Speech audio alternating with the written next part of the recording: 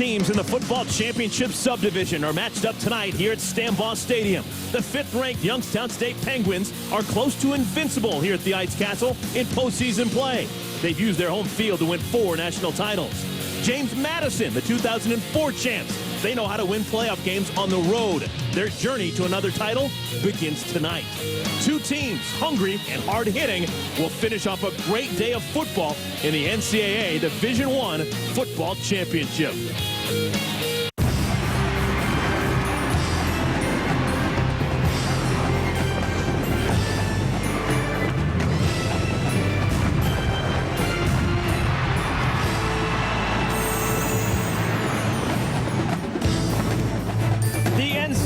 Division I Football Championship first round is presented on ESPN2 by Enterprise.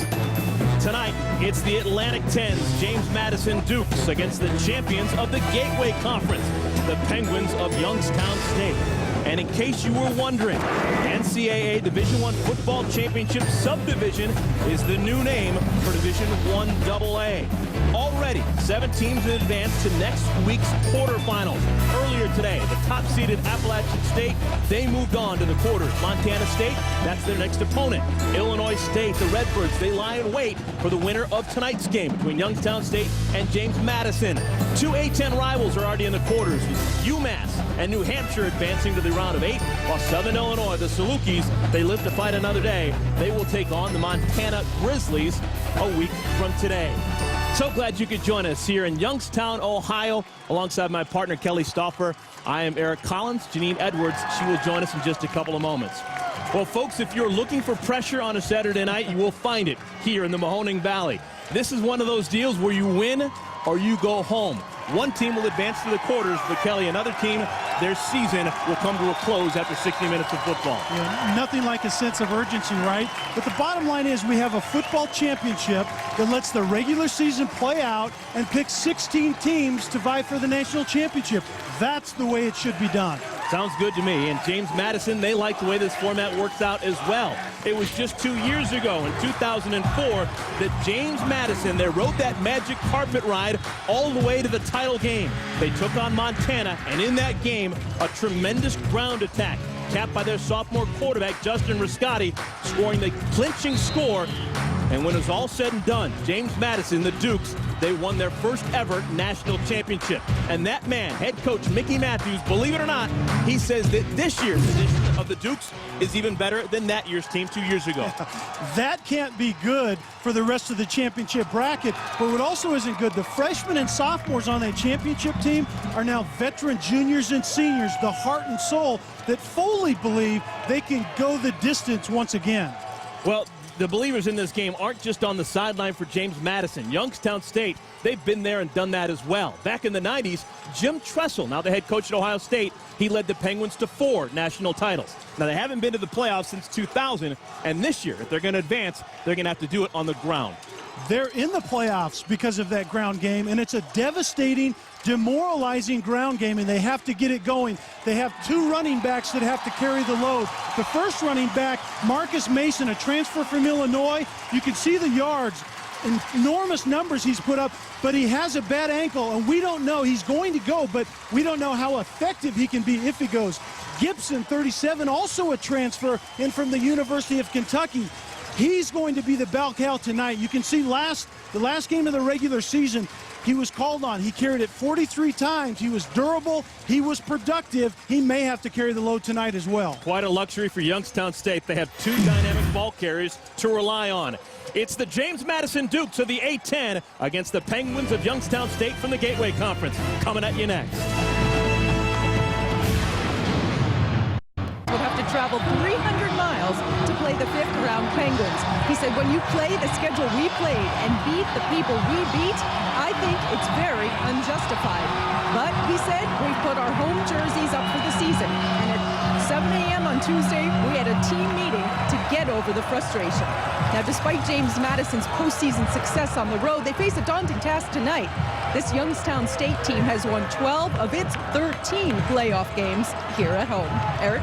Yeah, Janine, and to put an exclamation point on that, those 12 games that they've won have been in a row here at Stambaugh Stadium, so they know a thing or two about home cooking. Yeah, I asked Coach Matthews, why don't you see if you can just get those jerseys out again and play all of them on the road? He wasn't buying it. There's John Haycock, now in his 6th season. Trussell in 2001. First 4 seasons, somewhat rocky, but he's figured things out here in the last couple of years. All right. James Madison, Jason Pritchard will kick things away in Youngstown State. They will receive. DeMichael Horn has the football, tries the left side, and he is met rudely at the 16 and dropped after a return of 11 yards.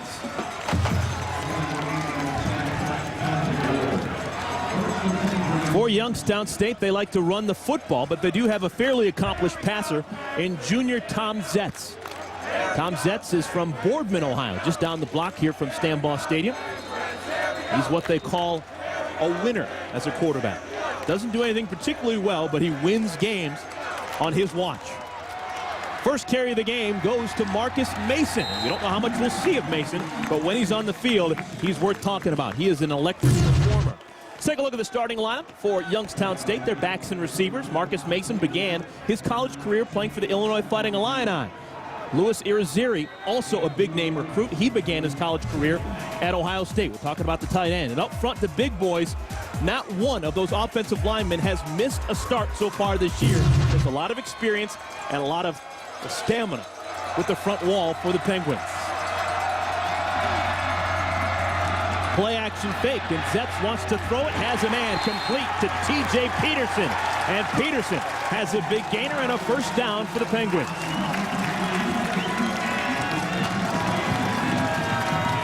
And Peterson is the go-to guy, and this is what they're going to have to do. Youngstown State runs the ball, play action pass, and throwing the football is an absolute necessity if they want to score points tonight.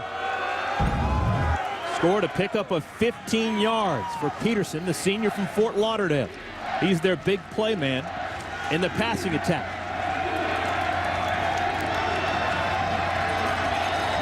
Marcus Mason still in the game as the single setback behind Zetz. He's got the ball. This is second carry. Has his feet taken out from underneath him, and he's dropped at the 37-yard line. Paul Zinnefield with the tackle. Let's take a look defensively for James Madison. This is how they line up. Front 4, very good on the year. 47 sacks as a team for James Madison. That's a regular season record. A big reason why the front 4. Akeem Jordan, he was the defensive player of the year in the A-10 this season. And in the defensive backfield, there's 5 men back there. Minifield just made that last tackle. He's an all-conference performer. And Tony Lazat, 3 times in his first 3 years in the Atlantic 10. He's been an all-Atlantic 10 performer. So he has got a nice resume going.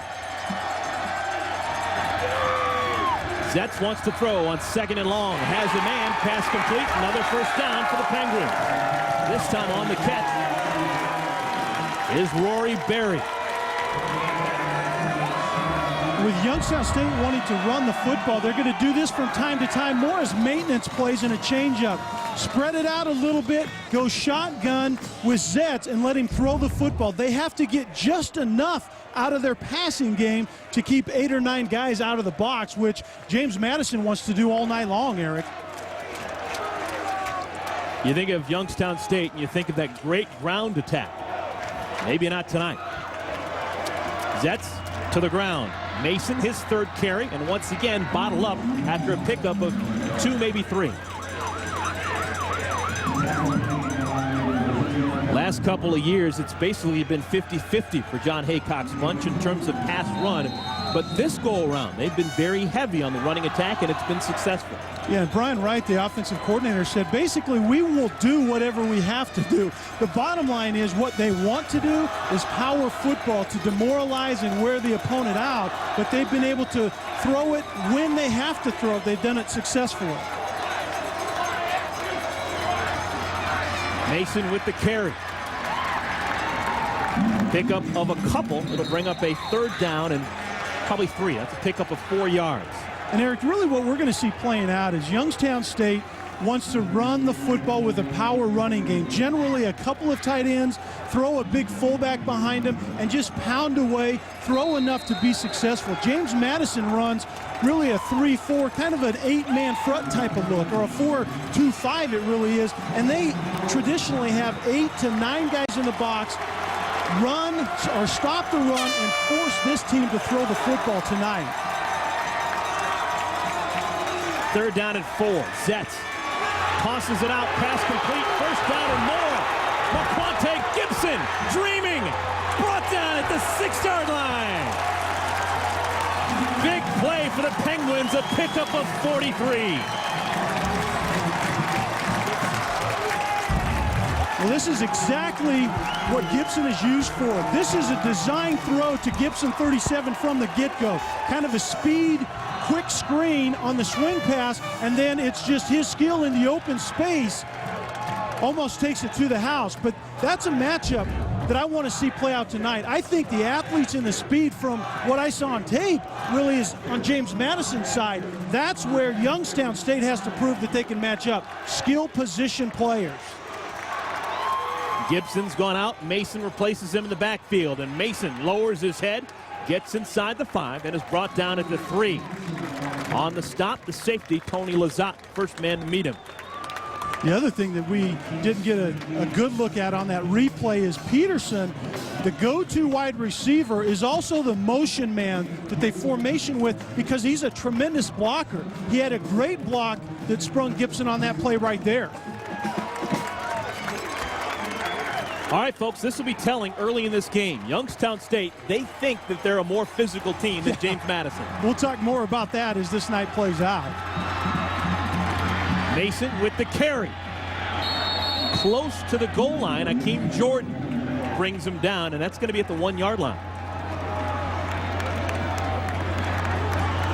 Red zone scoring is obviously very important. It's the touchdowns when you get down there. You can get down to the red zone all you want, but look at the 71%.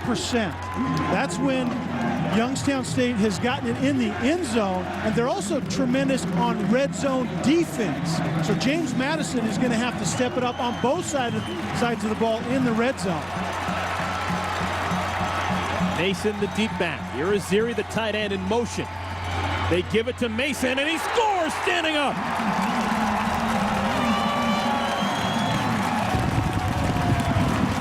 Youngstown State, they draw first blood, a 1-yard touchdown run for Marcus Mason.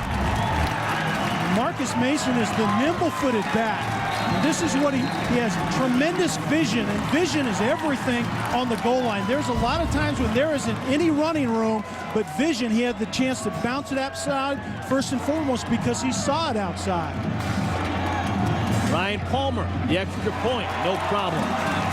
And how about that? Youngstown State, they start on offense, and they go 84 yards, capped by a 1-yard Marcus Mason touchdown run. James Madison, they get a chance to answer when we come back. 84 yards in 10 plays. Zetz was fantastic, 3 for 3, 66 yards on that drive, and they cap it off with a touchdown. Yeah, that's a good drive at any point in time in the game, but when it's your first drive of the game, that's a tone setter right there. They can get a lot of mileage off a drive like that early. So the Dukes will have to come out fighting here. First time they get the ball.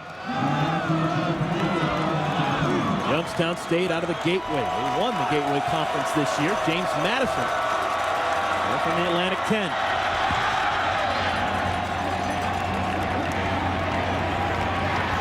Scotty McGee takes it from inside the 5, and McGee, he's got a chance down the left side. Cutting back McGee, thinking about it. Does he have the speed? Touchdown, James Madison! How about that for an answer?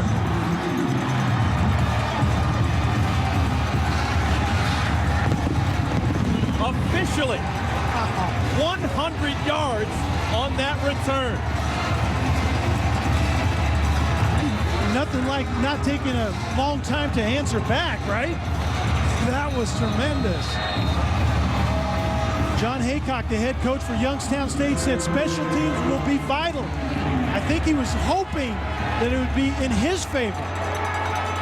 It's now been downgraded. It's just 99 yards on the kickoff return for touchdown. David Rabel caps it off with an extra point, and just like that, hope you didn't blink, folks, it's a 7-7 tie. And it was tremendously well blocked. Look, there isn't a hand on McGee after he gets to that wall, and he even has an escort clear down to the other end of the field. But make no mistake about it, James Madison has been good at this phase of the game the entire season.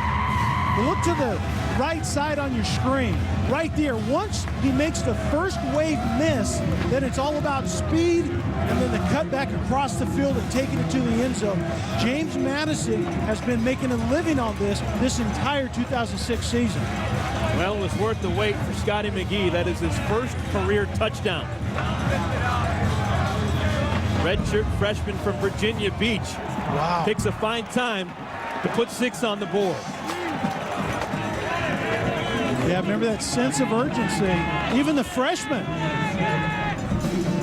you know, even the freshmen are awake tonight. Sometimes you don't know about those guys. What a contribution early in this game. Youngstown State, it took them 5 minutes and 21 seconds to get their touchdown. It took Scotty McGee 20 seconds to go from goal line to goal line. But James Madison scored. All right, let's see if Youngstown State, see if they can match. The Michael Horn with this return.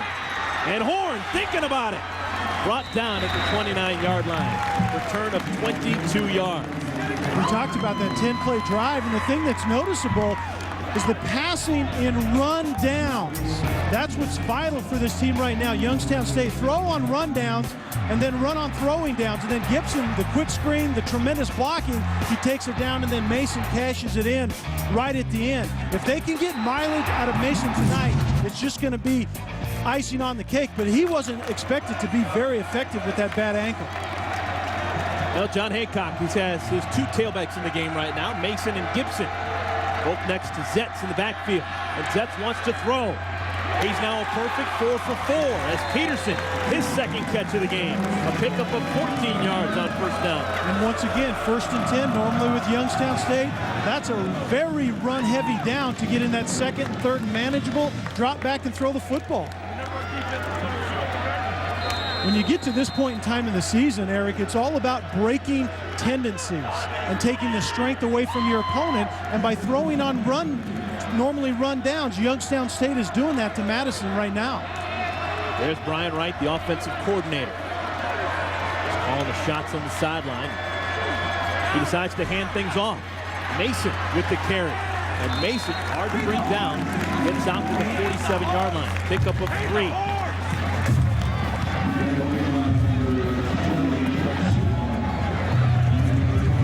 We talked about that offensive line, Eric, at the top. They've started every game. On the offensive line, continuity is king. And when you can start the entire season together, this is where you begin to have that payoff, because it's about sorting out looks and different looks that they're going to get out of James Madison's defense tonight.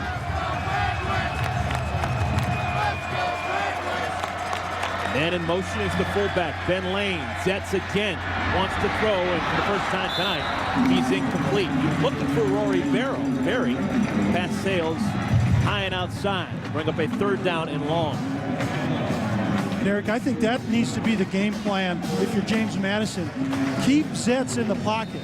He's kind of a Doug Flutie type of guy. He's much better throwing on the run. At least Doug was at the college level, and that's the way Zetz appears on film. If he's moving his feet, he gets a better look because he's not a real big quarterback.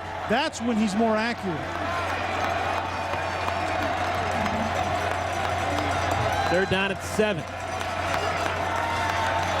Irizarry in motion. Zetz out of the pocket. Flags fly. He's going to keep it himself. He's got it up for the first down if this play stands up. So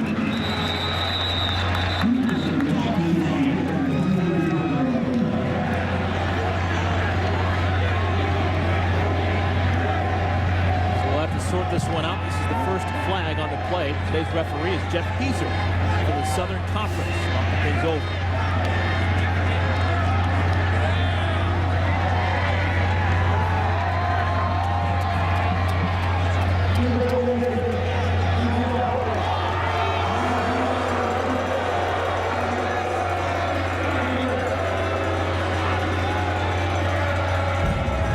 formation generally means they only have 7 guys, or actually 6 guys, on the line of scrimmage. One of the 2 wide receivers at the top has to get down to the line. You have a tight end, you have the 5 offensive linemen. One of those wide receivers has to move up about 1.5 yards. So a mental mistake for Brian Wright's team. They're going to have to try and convert a 3rd down and 12. This is not the situation that the Penguins like to be in. Jets again out of the pocket. Has time. Pass is incomplete, but we may have an interference call. Looking for T.J. Peterson, and a flag flies at the 20-yard line.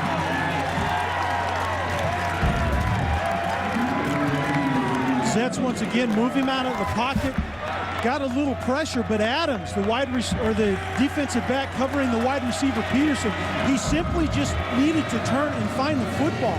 It was tremendous coverage, but you can bail the wide receiver out if you don't turn and find the football in the 15 air. yards, automatic first down. Nick Adams called for the interference. We are here in Youngstown, Ohio, NCAA Division I Championship. This is the final first-round game of the day. Alongside Kelly Stauffer, I'm Aaron Collins. Gene Edwards is also with us. She's down on the field. So far, Youngstown State has had the ball for 6:40, and they have 7 points. James Madison, they've had the ball for 20 seconds, and they have 7 points. James Madison working a 99-yard kickoff return for a touchdown by Scotty McGee. Mason, stutter step, and he's going nowhere. He's brought down for a loss. First man to get to him, Marcus Haywood on the stop. Loss of 2. Kelly, that's something they do well. James Madison, they like to shoot the gaps, and they have a lot of sacks and tackles for losses. Yeah, that's really the essence of their defensive scheme. They run a 4-2-5. Basically what that is in layman's terms, it's an 8-man front. They play a lot of times with a couple of safeties, only 2 linebackers, so they really have safeties. And the reason they do that is flexibility. They can get them down to the line of scrimmage and do, Eric, what you just said, shoot the gaps, create negative plays. They'll take the handoff to Mason. Sets, fires, complete. Again, Peterson, the man he's looking for, and this time a pickup of 19 yards. Peterson off to a great start. He's got 3 catches. What we're seeing right now is the softness. Number 20 right there is Aaron McAuliffe. His health was a question mark coming into this game, and you can see there wasn't a lot of confidence to close the cushion on Peterson and force him to make a move. That's way too easy for a quarterback and receiver that have worked together a lot in their careers. Zets already with 100 yards passing. 3 of his 5 completions have gone to T.J. Peterson. Peterson in motion. 1st and 10. Another play-action pass. This time into coverage. Pass complete to Peterson again. His 4th grab. With more on the quarterback for Youngstown State. Let's go down to Gene. Gene, what's going on? Well, Eric, you really can't tell because he's wearing his helmet, but Tom Zetz wanted to change his luck after the Northern Iowa game on October 21st when he threw a career-high 4 interceptions, so he shaved his head. And his numbers have been very good since then, especially in his own running game. And on the flip side of that, his offensive tackle, Patrick Walker, number 68, he hasn't cut his hair in a year in protest of not making it to the playoffs last year. A Samson story and a reverse Samson story. Zetz a little bit low, had a man wide open, and Gibson may have had a touchdown. I think he gets hands on that football. Absolutely. Minifield is a safety, but they've moved him. James Madison has moved him back to corner. That time, he dropped coverage. Obviously a blown assignment by Minifield, who was supposed to be standing right out there with Gibson if Zetz just gets the ball up about another foot. Minifield is one of the adjustments that they've had to make on the run. He's normally a safety. He's right now out playing the wide receiver at corner. 3rd and 7. Zetz under pressure. Running out of time. Throws it away. James Madison sideline. They want an intentional grounding, but there's no flag on the field. James Madison tries to get teams in long down and distance. That's where all the sacks come, just like this. They give them a blitz look. Very fortunate that this wasn't called grounding. A receiver was in the area, because the other thing, outside the tackle box, that ball has to go beyond the line of scrimmage, which that ball did not do right there. So Youngstown State, they'll have to settle for the field goal attempt. They have a great history of fantastic kickers here in Youngstown. Ryan Palmer will attempt a 40-yard field goal. And Palmer, plenty of leg, no problem at all. Splits the upright. And again, Youngstown State on top. 2 drives, 2 scores for the Penguins. A touchdown their first time, a field goal here. Let's see if James Madison can answer when we come back. Enterprise Rental Car Made the pilgrimage up from Harrisonburg, Virginia to take on the vaunted Penguins of Youngstown State, who have won 4 national championships in the last 15 years. This time a short kickoff. Fair catch called for. James Madison will take over on the 29-yard line. Let's go back to the college football studio. Linda Cohn. Linda? All right, Eric. Over on ESPN, Wake Forest is playing Maryland at College Park. And Keon Lattimore, a 13-yard touchdown run for Lattimore's first TD in 6 games, put Maryland up 7-0 against Wake Forest in the first. The winner here plays Georgia Tech in the ACC title game. Linda, thank you so much. Obviously a huge game in the ACC, but a very big game here as well. The final first-round matchup, NCAA Football Division Football Championship.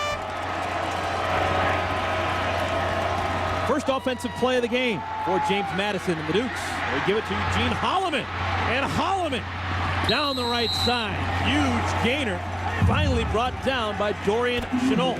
25-yard pickup. And Holloman is a home run hitter, has great vision, good speed, but it's interesting, the lineup, the personnel that James Madison comes out in is the physical personnel that Youngstown State is known for. Kind of a taste of their own medicine, but Holloman is that guy. He has the home run hit ability. They will have to get a track on him all night long. Holloman is a junior college transfer.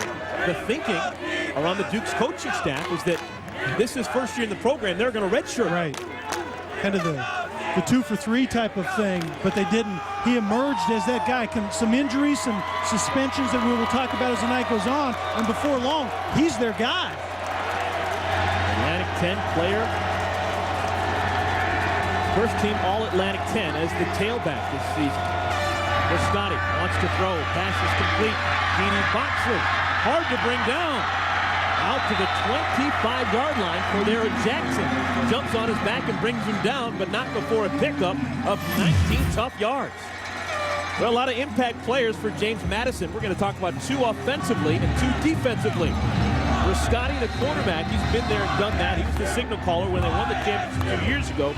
We've talked about Holloman, but defensively, there's some guys who can affect the game as well. Yeah, Jordan is that guy from the linebacker position, but keep an eye on Lazat. He's the safety that fills the alley very aggressively.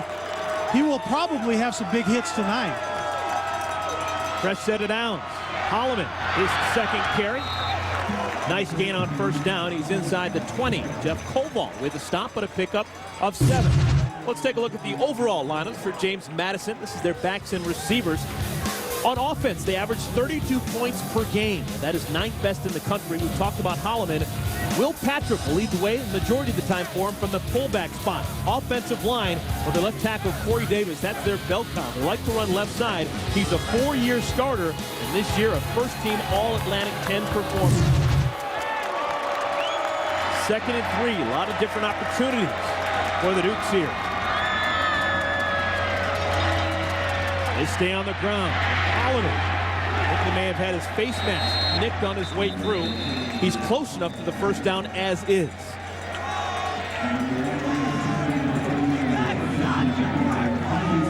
I guess the only question is this a 5-yard face mask penalty, or is this the personal foul variety? It would be 15.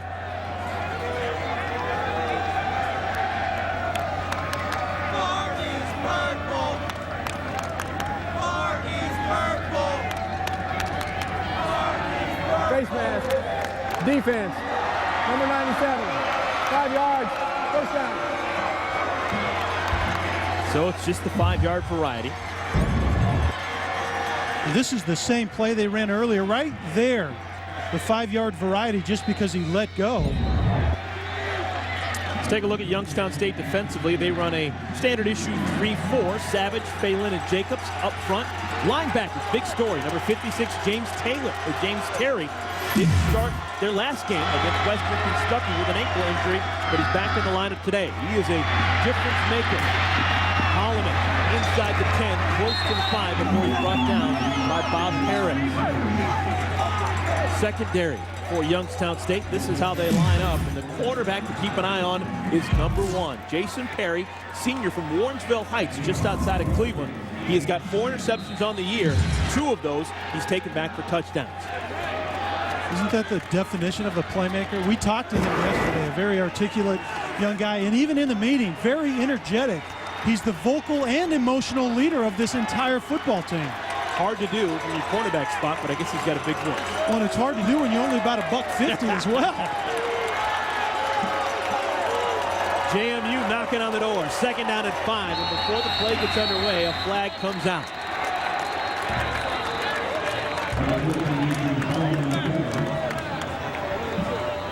This may march the Dukes back 5 yards.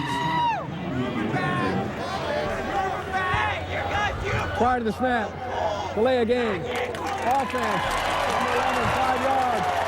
Still second down. A lot of teams, most every team in college football, use a lot of different personnel groupings, and that time James Madison had a difficult time deciding what group they wanted to use their first trip in the red zone, because they've both been going real big, real physical out in the field, and in the red zone it looked like they wanted to get more of their fast package in the game. Well, now they switch personnel as they have to march back to the 11-yard line.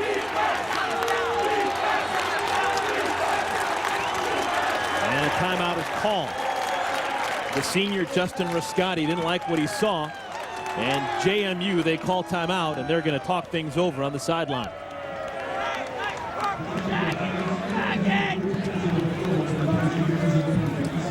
So, timeout on the field, we'll take it with him. James Madison knocking on the door, trying to answer the score by Youngstown State.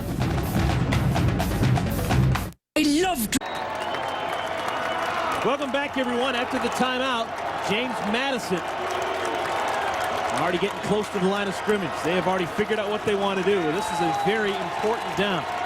Second down at 10 and 11. Want to make this manageable and get on the scoreboard. Riscotti calls his own number. He's got room left side. Touchdown! That was too easy. 11-yard touchdown run for the senior from Gainesville, Florida. Remember the first 2 running plays to Holloman. This is the play action set up by those 2 running plays. Absolutely no contain outside, and Riscotti can do just that. He's very nimble-footed for a 6'4", 225-pound quarterback. Extra point, up and good. So combined in the first 12 minutes of this game, we've got 24 points. Who would have thought it? Winner moves on to the round of 8. Loser goes home. Out on the line. We'll be back in a moment. Las Vegas Invitational is part of Feast Week, presented by Lowe's on ESPN2. That's tonight at 11 o'clock Eastern Time. And speaking of offense, those 2 teams can get up and down the floor just a little bit. I don't know. Are they going to have 24 points in the first 12 minutes? Probably. Yeah. They probably will. Jason Pritchard kicks off one more time. Calling for it, and with return, that's Josh Kaysen, the senior. Out across the 30, close to the 35. Big return, 32 yards. Gene, what's going on down to the sideline? Well, Eric and Callie, I'm sure you remember when we were talking to James Madison coach Mickey Matthews, and we asked him what's impressed him about quarterback Riscotti, and he said to us, how much time do you have? He said he thinks he's the best offensive player in the country, and he told us, I haven't seen anybody that I would trade him for. And Coach Matthews doesn't necessarily like the fact that some of the awards that are given out have a heavy emphasis on yardage. He says these kids can't get any honors unless they're ranking up huge yards. He's a winner. He's won more games than anyone else in the history of quarterbacks than James Madison. So if you're counting that statistical category, Yeah. he wins hands down. You know, there ought to be an award about the quarterback that wins the most, because in the end, that's what you're judged by, right? I mean, how much you win, and he has a national championship notched on his belt already. Scotty began his college career playing for the Louisville Cardinals. Had a redshirt year there and played his redshirt freshman year before transferring here to James Madison. They're happy to have him.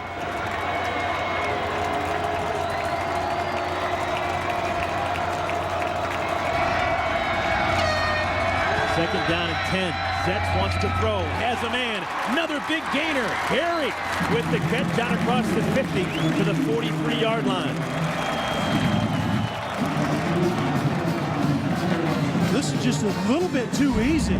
Once again, Zetz getting outside to get a better look at the play. But right now, James Madison are having issues in the secondary coverage-wise. They've had to move some guys around, and they don't have a beat on what Youngstown State is doing.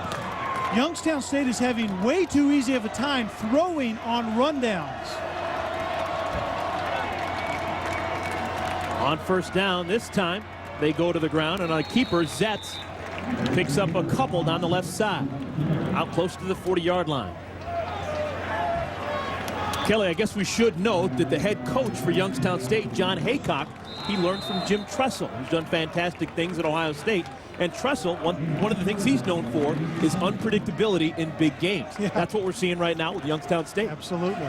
It's about breaking tendencies, and Tressel is incredibly good at that. You never know what Ohio State's game plan is going to look like from week to week, and you see that at Youngstown State this evening.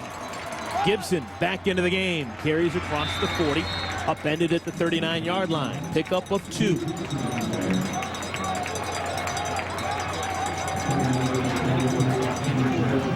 Clock winding down, end of the first quarter, and that'll do it. First 15 minutes are in the books, and right now we're in for a dogfight. The Youngstown State Penguins, they're feeling good that they're at home, but they're not feeling good that they're trailing James Madison by 4.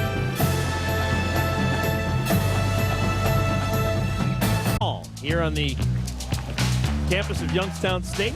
Youngstown State is the only Division I program that has a penguin for a mascot. You think? I can guarantee you that that is the case. All right, third down and 5. Youngstown State after the quarter break, what do they come out with? It is a pass to the tight end, Irizarry, and he's going to be close to first down yards. It's going to depend on the spot. You're going to give it to him. You know, in 3rd and 6 is normally that down and distance where James Madison gets after the quarterback. They're playing coverage right there. Irizarry gets into the flat and picks up just enough. But right now, Youngstown State is effective at what supposedly is their weakness, which is throwing the football. They're throwing in what are normally run downs, and they're getting the best of James Madison's defense right now. Zetz again in the shotgun formation. His tight end Max King in motion. They fake to Mason. Zetz has his pass batted down. Good defensive play. Hakeem Jordan showing why he's the Atlantic 10 Defensive Player of the Year.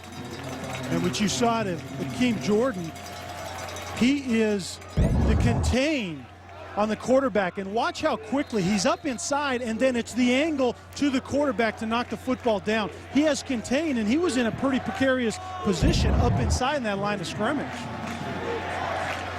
Those numbers for Jordan this year just off the charts of what he had his first 3 years. 126 tackles, by far and away the most of his career and the most on the Duke's team this year. Gibson with the carry, picks up just a couple of yards inside the 30. Well, a reminder that you can catch the NCAA Division I Football Championship live on ESPN2. The road to Chattanooga to crown the national champion begins at 8 Eastern Time on Friday, December 15th. There ought to be a road to every national championship. I think we understand just where like you this come one. from. Do you understand that? This is the template for it right here. Third down and 8. The Penguins need to get inside the 23-yard line. Flag before the play gets off. And there's a hit that was uncalled for. I'm not sure if Marcus Haywood heard that whistle. Haywood came in there with his hair on fire. I don't think he knew that play was stopped.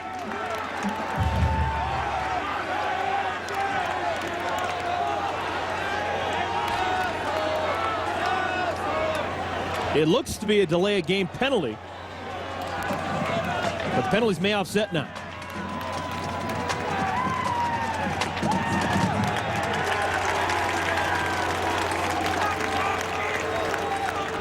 Wow, that's a break for Youngstown State.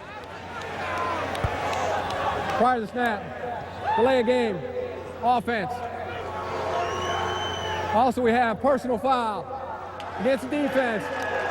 15 yards, first down. I should make myself clear, because it's a personal foul, those cannot be offsetting. Listen to it in live right here. I don't know. When a defender is coming clean on the blitz and the quarterback, I mean, how does the defender right there, Haywood, know the quarterback is dropping back? That's what a quarterback looks like when he drops back and hits his last step. But you have to protect the student athlete. The referees did a nice job right there. The hard part for James Madison, it's a play that never should have happened. So they get the first down to the Penguins. Ball now on the 24-yard line. Zets again to throw on first down. Wants a touchdown. Pass incomplete. Looking for Berry. Pass sails out of the end zone.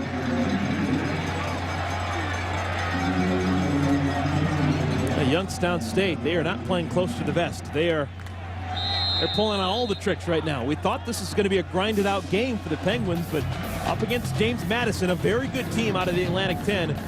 They're leaving it all on the table. Alongside Kelly Stoffrom, Eric Collins, Janine Edwards also here working the sidelines.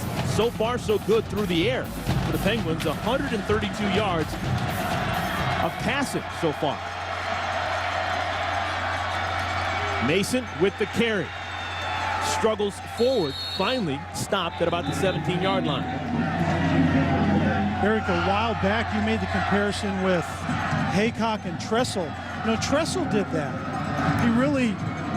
He was flexible and went to this spread option type of offense with Troy Smith because you have the athletes to do it. He's very good at doing that from game to game and changing the game plan. Youngstown State is doing a masterful job thus far. A run-heavy team, they're spreading it out and throwing very effectively.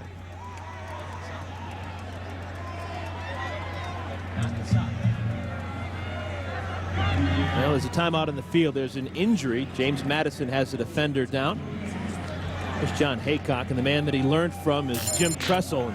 Well, Jim Tressel, a very strong influence on this program. He spent 15 years working the sidelines for the Penguins, and in those 15 years, he went to 6 1AA championship games, winning 4 of them, 91, 93, 94, and 1997. Jim Tressel left after the 2000 season. In that 2000 season, his defensive coordinator was John Haycock, and he handed over the reins to Mr. Haycock after 2000. And Coach Haycock is trying to chart his own course, but the difference is championships. The Tressel talk will go away a little bit further when Youngstown State wins some championships under Haycock, just like Tressel did. John Baranowski had to leave the game for James Madison. He's replaced by Sam Daniels on the defensive line. 3rd down and 7. Zets. Fastball complete. Inside the 10, close to the 6-yard line. Gibson out of the backfield picks up the first down. Gibson comes out of the backfield and matches up on 19, McGee, a running back on a corner. McGee should win this. A little bit too soft. You don't want to give up the first down marker on 3rd down. You want to force the throw in front of the marker and tackle the football. Zets now with 142 yards through the air. He's 9 for 14. This is not what we expected. 1st and goal, ball on the 6. Again to the skies.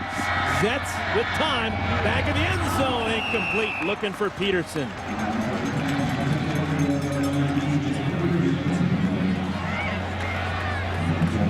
All right, we figured out what Youngstown State wants to do. Tell me about it. We figured out what they want to do. JMU, the Dukes defensively, what's their answer? It's hard to tell right now because One, they're getting the quarterback out of the pocket, so the sack factor really doesn't come into play, which is James Madison's biggest weapon. And right now, Youngstown State is so effective at throwing on rundowns. That's the key. James Madison just doesn't have an answer in the secondary. Mason runs it left side, inside the 5 to the 3. We'll catch a special edition of the NBA on ESPN tomorrow night as Elton Brand and the LA Clippers take on Carmelo Anthony and the Denver Nuggets. And the Nuggets regain their winning touch and defeat the team who knocked them from the playoffs last spring. An NBA Sunday special edition on ESPN at 8 Eastern time. That's tomorrow night. It's also available in high definition on ESPN HD. Brian Wright, the offensive coordinator for the Penguins. Let's see what he's got up his sleeve on 3rd and goal from the 4. Gibson wants to throw. Wide open. Touchdown, Rory Berry.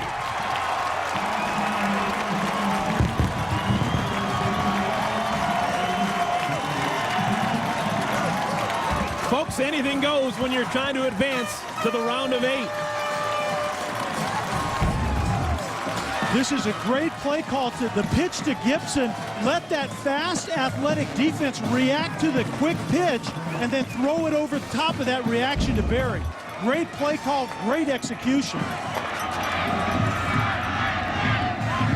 Palmer. Extra point caps off a fantastic drive for Youngstown State.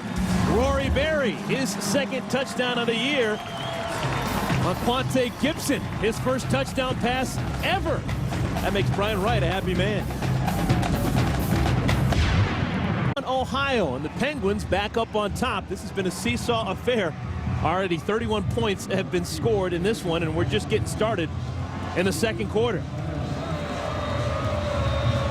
John Haycock walking a little bit taller. His team has scored all 3 times they've touched the football. Most recently, 4-yard touchdown pass. Quante Gibson to T.J. Peterson on the return. Out across the 20-yard line. That is where James Madison will start this drive, a return of 15 yards. Let's go back to the college football studio and Linda Cohn. Linda. All right, from one big game to another. This one on ABC in LA, USC and Notre Dame. John David Booty hooking up with Dwayne Jarrett. 9-yard TD pass. 4th straight game with a touchdown for Jarrett. Trojans on the board first. 7-0, Eric. Linda, thank you so much. That is a big one. Yeah, and I think that's a very tough matchup for Notre Dame's defense against John Booty, who's had a year, most of the year to get settled in. In case you're wondering, that's a BCS standings. That's not accurate. Youngstown State is not actually number 2 behind Ohio State, but I'm sure the people here in Youngstown would like to believe that to be the case. This has been a fantastic November for teams in Ohio. Ohio State, of course, has been running the table. Youngstown State, a fantastic year. Cincinnati, some big wins. No question about it. Great place to be in November, right?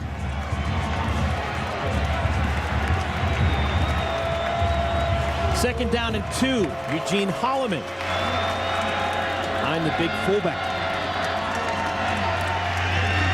Holloman with the football. Brought down before he can get to the first down. Rashad Cotton with a good stop. It'll bring up a 3rd down and 1. Well, this is what happened last week in the state of Ohio at the Horseshoe. Michigan fell to the Ohio State Buckeyes in what was, well, the game of the year thus far. But also game with Ohio ties. How about the Cincinnati Bearcats falling or taking down the Rutgers Scarlet Knights for Rutgers, their first loss of the year. Mark D'Antonio's bunch feeling very good about themselves. The Buckeye State doing very well the last 7 days. 3rd and short, and the first down is picked up by Holloman. Good tough running off the left side. I like the game within the game that's playing out right now. James Madison is looking like Youngstown State. Youngstown State offensively is looking like James Madison, willing to put the ball in the air. Riscottian boys are getting physical up front. You would expect that out of the Gateway team in Youngstown State, right? That's the stereotype, is Gateway Conference football is grinded out smash mouth football. But I think the Atlantic 10 is a little bit tougher than people think. At least they'd like to believe that they are. Rascotti under pressure. Squeezes it out. Pass incomplete. Would have been only a pickup of a couple of yards. Marvin Brown can't make the catch. Number 38, Marty Hutchinson, playing that middle linebacking position. Has played with the cast most of the year. Has it off tonight. Did a great job of following that tight end across on that play-action pass. Sometimes that's hard for a defense to respond when a team has been running the ball well, which James Madison has been effective, and then to react out of that in play action. That was a great job by Hutchinson. Alvin Banks is checked into the game in the backfield for James Madison. They pitch it out to him. And Banks, nowhere to go, brought down at the 33-yard line. Good defensive play by the Penguins. No matter how an offense gets to the option, it's about assignment football. Someone take the quarterback, they had that covered, and then it's rally to the pitch man. There was absolutely nothing there for Banks, but if I'm running the option, I want Holloman as my pitch man. He's that guy with speed. He can get quickly to the edge and has a little bit more shiftiness in his feet. All right, 3rd down and 9, obvious passing down. Rascotti has only attempted 2 passes so far today. 5 receivers in the game. Play clock winding down, and they're not going to get it off. Another delay of game penalty.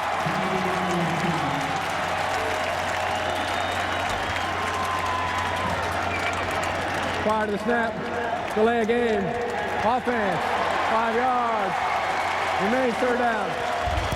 Now, Rascotti was trying to do too much on the line of scrimmage. Quarterback always has to be aware of the play clock. Remember when we walked around in here yesterday, I said, where are the play clocks? Every stadium I ever went in, the quarterback coach would say, where are your play clocks? Rascotti has been caught a couple of times not being aware of his play clocks.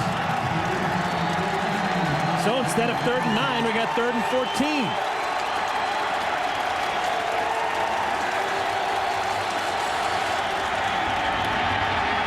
Rascotti, little dink, and they're going to get the 1st down. Mike Clausen, the backup tight end, with the catch and run, and that's going to move the chains. A pickup of 18. Let's get another update with USC and Notre Dame. Linda, what's going on? Okay, Eric, over on ABC, it's the same hookup. John David Booty again to Dwayne Jarrett. Jarrett's 2nd touchdown of this game. His first multi-touchdown game since September 16th. 24th TD pass for Booty, guys. Well, if anyone's going to come back, I like my chances with Brady Quinn and Jeff Samardzija. Thank you, Linda. All right, fresh set of downs. They complete the 3rd and 14, get the 1st down. And on this carry, Holloman, a pickup of 1 before Jeff Koval with the stop. Koval, one of those great stories you hear every once in a while. Koval is the guy who didn't play his first 2 years in college. Koval was actually just a student here at Youngstown State. Didn't even play football, didn't want to, and then a couple of years ago decided that he wanted to give it a try, went out for the team, made the team, and got a scholarship to boot.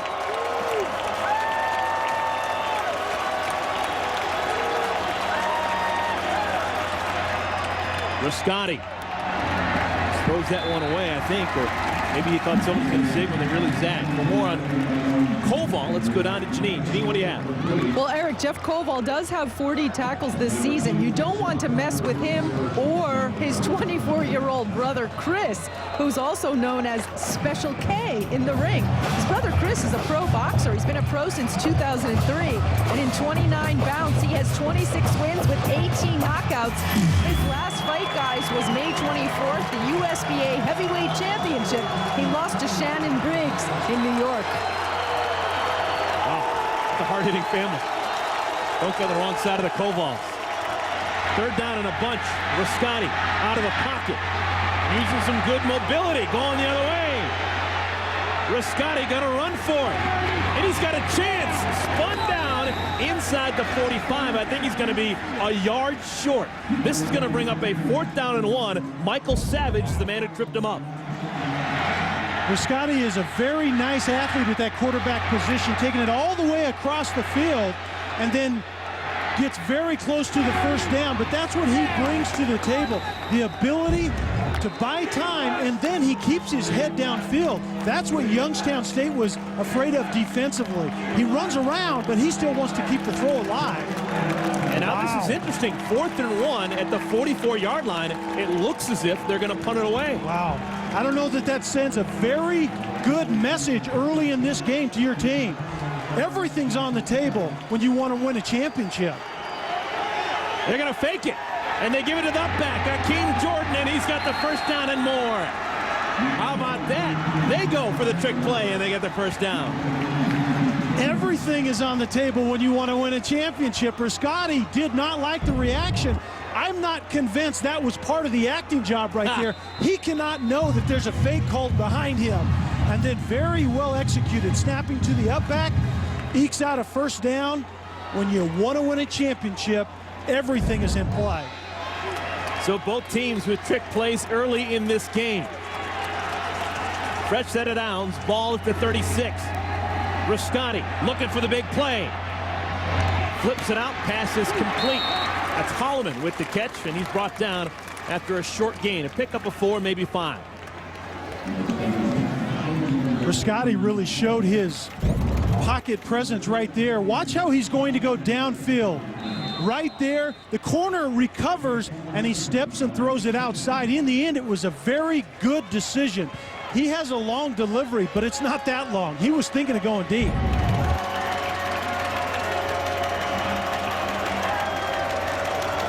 Riscotti, 19 touchdowns on the year, just 6 interceptions. Very careful with the football.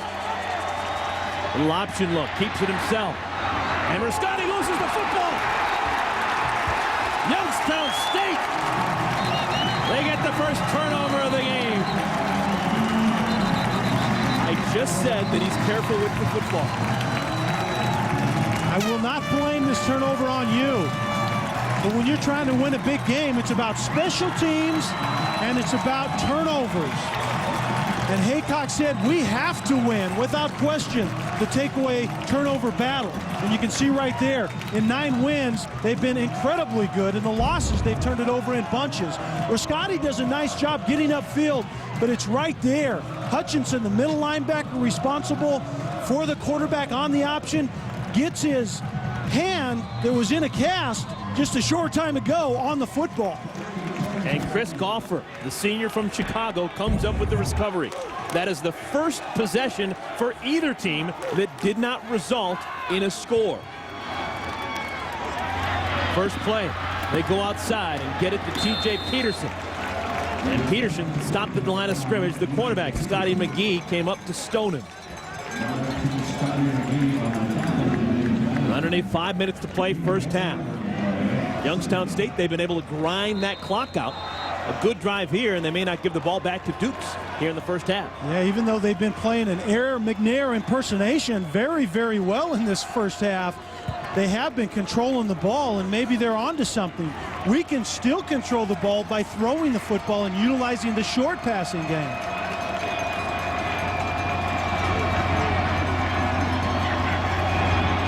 That's the junior from Boardman, changing the play. And before the ball is snapped, another flag. There was 1 second on the play clock when he snapped that football. Youngstown State, they're first. Yeah, they called a timeout from the sideline. The running back was signaling his quarterback to call a timeout, and I thought they called delay. There was 1 second left on that play clock. So John Haycock will have some time to think about this 2nd down and 9. They've had the ball 3 times. They've scored 3 times. See if they can make it 4 for 4 when we come back. Welcome everyone back to the Mahoning Valley. We're here in Youngstown, Ohio, a city with a lot of history, a lot of tradition, but believe it or not, if you're looking for the tallest building here in Youngstown, you're looking at it right here. Stambaugh Stadium is the largest building in Youngstown. 2nd down and 9 after the timeout. Zetz wants to throw, and again he finds his favorite target, T.J. Peterson, good enough for first down yards. Let's go back to the college football studio. Linda Cohn. Linda. Eric, the ACC Atlantic up for grabs over on ESPN between Wake Forest and Maryland. And Kenneth Moore, 19-yard touchdown run for the Demon Deacs, his 2nd touchdown of the year. Earlier, Kevin Harris had a 2-yard TD run. And Wake in control so far at Maryland, 14-7. Eric and Kelly. Linda, thank you so much. Back here, carry for Marcus Mason, who's off to somewhat of a slow start, at least comparably. He's a guy who averages 166 yards per game. He's been slowed somewhat, but it hasn't slowed down the Penguins, who have scored all 3 times they've had the football. You know, and sometimes it's just about having him on the field makes a difference, because teams still have to game plan. Teams don't know his physical condition, and teams understand that he's going to get the ball a ton. So having him out there, just a matter of game plan, is still a good thing. Mason has yet to carry the ball for longer than 3 yards so far from today's game, but that one is considerably longer than 3 yards, and it's good enough for another first down. A pickup of 8. Isaiah Doughton-Carter with the stop, but another first down for the Penguins.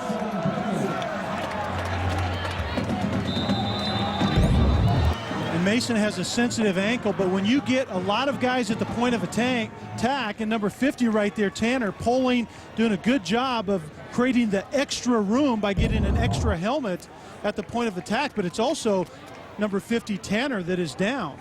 Remember, every one of these offensive linemen started every game, never missed a game, and now Tanner's down on the field. Well, Tanner's being attended to. We'll take a timeout. When we come back, we will see if the Youngstown State Penguins can keep this drive alive. Nothing like shopping. Attended to. Josh Tanner is the left guard. Watch number 50. He pulls and leads Mason up in the hole, does a great job, but right there at the end, he gets his right knee ankle rolled on, and he hobbled off the field. Number 72, John Foster, senior from Cleveland, has replaced him at the guard spot. They fake to Mason. Man open. Pass is complete. Derek Bush with the catch. And inside the 25-yard line go the Penguins. Pickup of 29 yards through the air.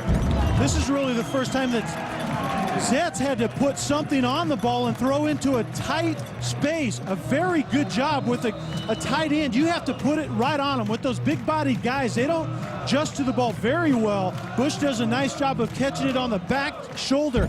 But I'm very impressed with the way Tom Zetz has thrown the football this evening. Mason with the carry between the tackles, gets close to the 20-yard line. A pickup of 3. Mason with 38 yards now on the ground. You know, the significant thing about that last pass, Zetz had to throw inside the pocket. And the game plan on him is to make him throw inside the pocket, because his accuracy goes down. You wouldn't know it by that last pass. 2nd and 7. Youngstown State, the champions of the Gateway Conference, trying to advance to the quarterfinal round. Pass is complete. Coming out of the backfield, the fullback, Demetrius Eisen, with the catch, shot close to first down yards. Let's go back to the football studio and Linda Cohn. Linda. Just a reminder, Eric and Kelly coming up at halftime in a game with national championship implications. USC taking it to Notre Dame as we speak. It was a sweet 7 in a row for the Sooners as they escape against Oklahoma State. And nothing but misery in Morgantown as West Virginia's conference title hopes are not good. Back to you guys. Linda, thank you so much. That's a surprise to me. West Virginia losing against South Florida at home. Yeah, Louisville's in the driver's seat right now in the Big East, right? After all of that, Rutgers, if Louisville wins out, they're the team that's going to represent the Big East in the Bowl Championship Series. Marcus Mason gets inside the 10. Janine, what's the latest on Josh Tanner? Sorry, Eric. They had number 50, Josh Tanner, sitting down. The trainers were looking at his right ankle. They said they believe he has a strain, but not a sprain of that right ankle, and he is questionable to return in the second half. Thank you so much. We'll keep an eye on that, Janine. 2nd down and 5.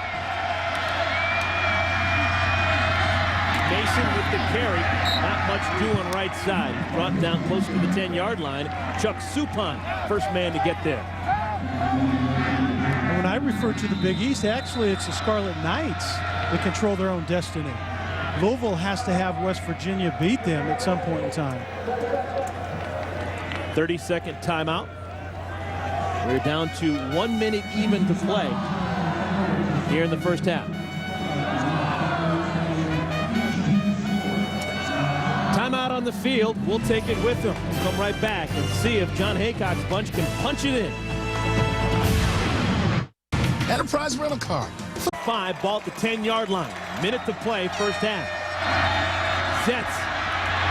Back of the end zone. Incomplete. Looking for his big tight end, Irizarry. And no chance to complete that. The field goal team will have to come on. James Madison has actually done a pretty nice job defending that very play in the red zone. Out in the field, they've had some issues with more real estate to cover. But down in here where everything is condensed, James Madison has done a nice job of covering absolutely everybody. Palmer already 1 for 1 so far today in field goal tries on the year. He's 10 for 13. This will be about a 26-yarder. And the ball hooks through. Field goal gives another 3 points to Youngstown State, and they now move ahead 20-14. This is the first round of the NCAA Division I football championship earlier today. Appalachian State, the top seed, they win. They advance to the round of 8 to take on Montana State. Illinois State, they defeated Eastern Illinois. That means they lie in wait. I bet they're watching this game tonight. They will take on the winner of this Youngstown State James Madison game. Massachusetts, New Hampshire, they've already moved on. Southern Illinois, the Salukis, they have moved on. They will take on the Montana Grizzlies. So basically, Kelly, when you look at those teams, the Gateway Conference, they had 3 teams in. 2 of those teams have moved on. They're still waiting on Youngstown State. The Atlantic 10, they had 3 teams in this playoff. They've already had 2 teams move on. The only remaining team still in doubt is James Madison. Yeah, and what's interesting is the Gateway and the A10 are here tonight, and a lot of people think that the winner of this game is going to meet Appalachian State in the finals. They're the favorites right now, so we have, I think, a significant game going on right in front of us.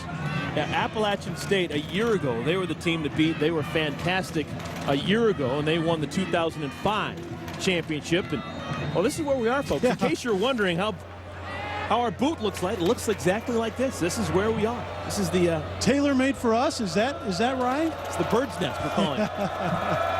The penguin's nest.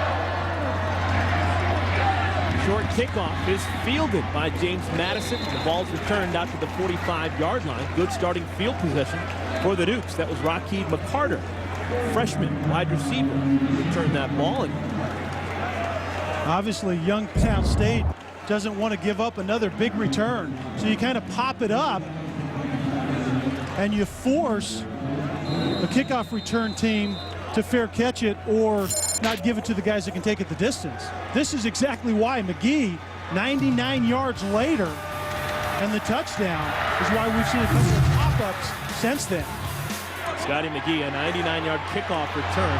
The first time James Madison touched the football. Alvin Banks will swing out pass, goes out of bounds, pick up a 5 yards.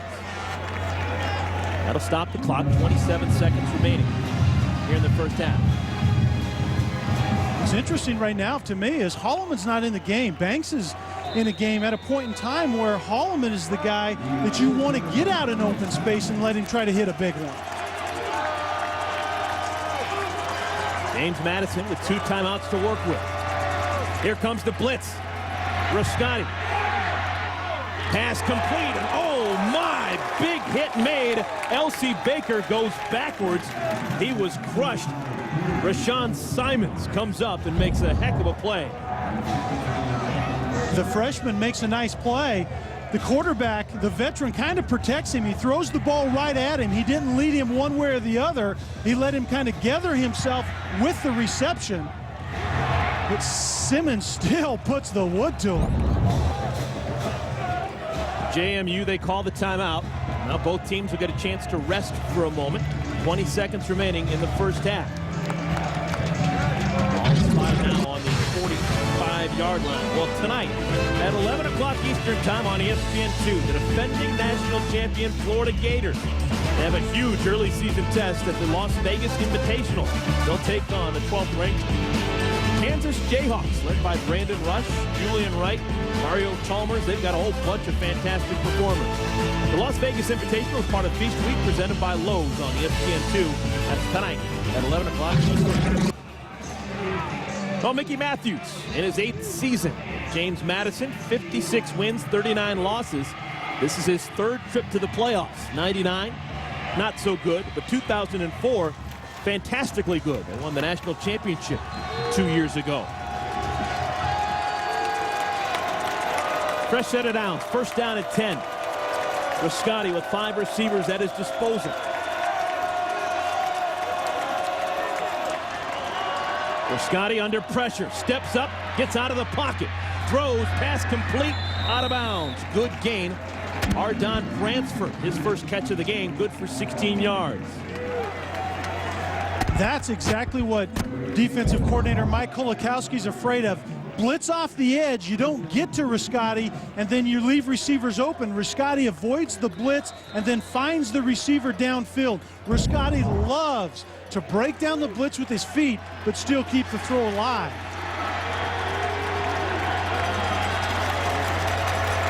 All inside the 30. Riscotti moves right, flushed out of the pocket again. Pass is complete, and heading out of bounds is McCarter. So now, very close to makeable field goal range for James Madison. Pickup of 9. David Rabel, the kicker, his long in the year is 38 yards. So they're about right at that right now. If they spot it down about 7 yards deep, we're talking about a 37-yarder.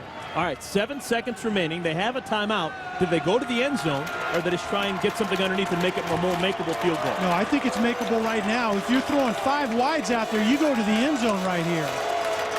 Let's see how aggressive they'll be. Riscotti looking for 7. Incomplete through the hands of L.C. Baker. That was a catchable ball. Perfectly executed. 1 second left, and absolutely right. L.C. Baker is the go-to guy. Riscotti buys sometimes, moves up just a little bit. But remember, L.C. Baker is only a 5'7" guy. But that was right off his hands. A high, hard one, but that's a catchable ball. You're exactly right, Eric. So they'll have to settle for a field goal attempt. It'll be about a 36-yarder. David Rabel comes on. It's officially a 37-yard attempt, and it's officially good. So they would have liked 7. They have to settle for 3. And James Madison, they go to the locker room trailing by 3. High-scoring first half. Youngstown State, the Penguins, on top of JMU by a score of 20-17. We expected a nip-and-tuck battle, and we've got it so far. Probably didn't expect as much offense, but we sure are getting it, and then some. The head coach for Youngstown State, John Haycock, is standing by with Janine. Janine, take it away. Coach, you've been making things happen all season with your running game, but now you're having success tonight with your passing game, specifically your short passing game. How is that happening? Well, they've got so many guys down in the box, and our guys are making some good reads, and Tommy's making some good checks at the line, and just trying to get the ball out on the perimeter and get it away from the box. There's so many guys in there. It was reported in the local news that the Maine head coach, Jack Cosgrove, had told James Madison's head coach, Mickey Matthews, that he would have no problem coming here and beating you guys. How did that affect your players when they found out about that? Yeah, I don't know. I think our biggest focus has been on, us and ourselves and being able to, block and tackle, and that's the key. And we got to do a better job in special teams. That's been the change of the game, and we got to get it corrected here at halftime. Well, you've given us some surprises, so we'll see you in the second half. Janine, thank you so much. Well, John Haycock can't be too...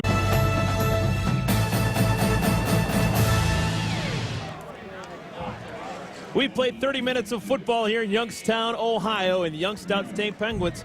They're on top of James Madison by a score of 20-17. Nothing has been decided yet. The NCAA Division I Football Championship first round is presented on ESPN2 by Enterprise.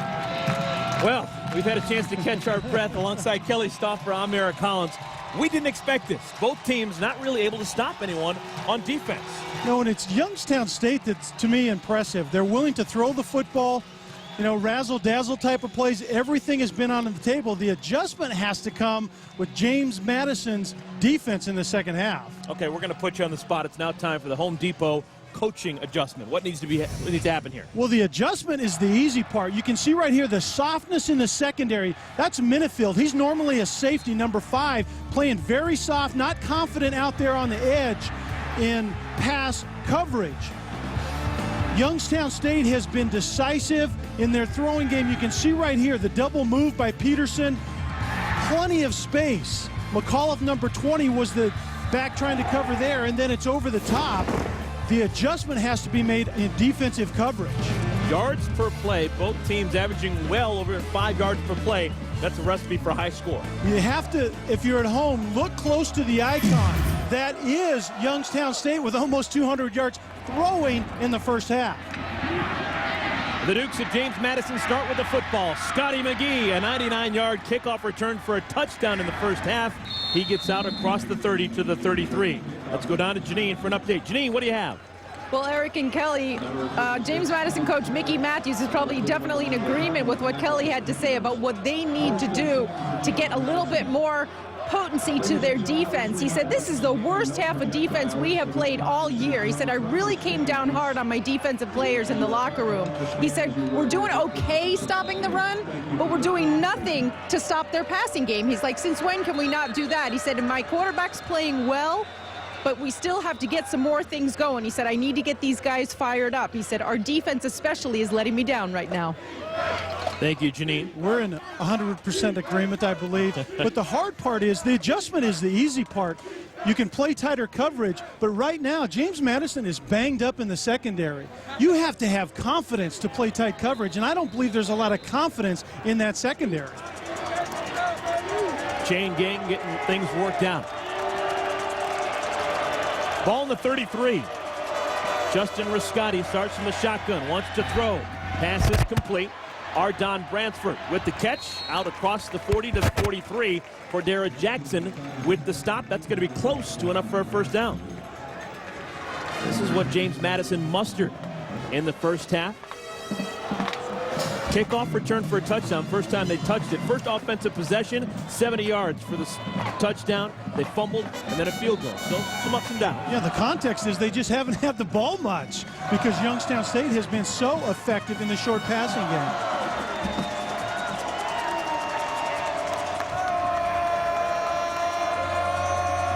They picked up 9 yards on first down, so it's 2nd and 1. Whole playbook is available to the Dukes here, and they're going to be conservative. On the ground with the carry. Holloman brought down by Rashad Cotton. I don't know if he got the first down. I think he was brought down at the line of scrimmage. He's going to bring up 3rd and short. Now they're going to make it official. They've called timeout, and they're going to...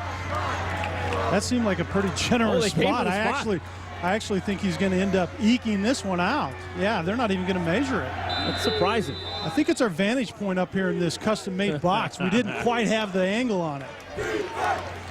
So we're right there. We're the highest point in the town if it wasn't for the press box across the way. Yeah, we are not high maintenance. No, we aren't. On the carry, Holloman right up the gut. Crosses the 50. Pickup of 7 yards on first down before Jason Perry trips him up. We haven't gotten a chance to talk much about James Madison's offense, but they're very balanced, very physical up front. Holloman's really the new guy on the block, and he has a lot of vision. He has a home run hitting ability. We didn't see him much in the first half because we didn't see James Madison's offense much in the first half.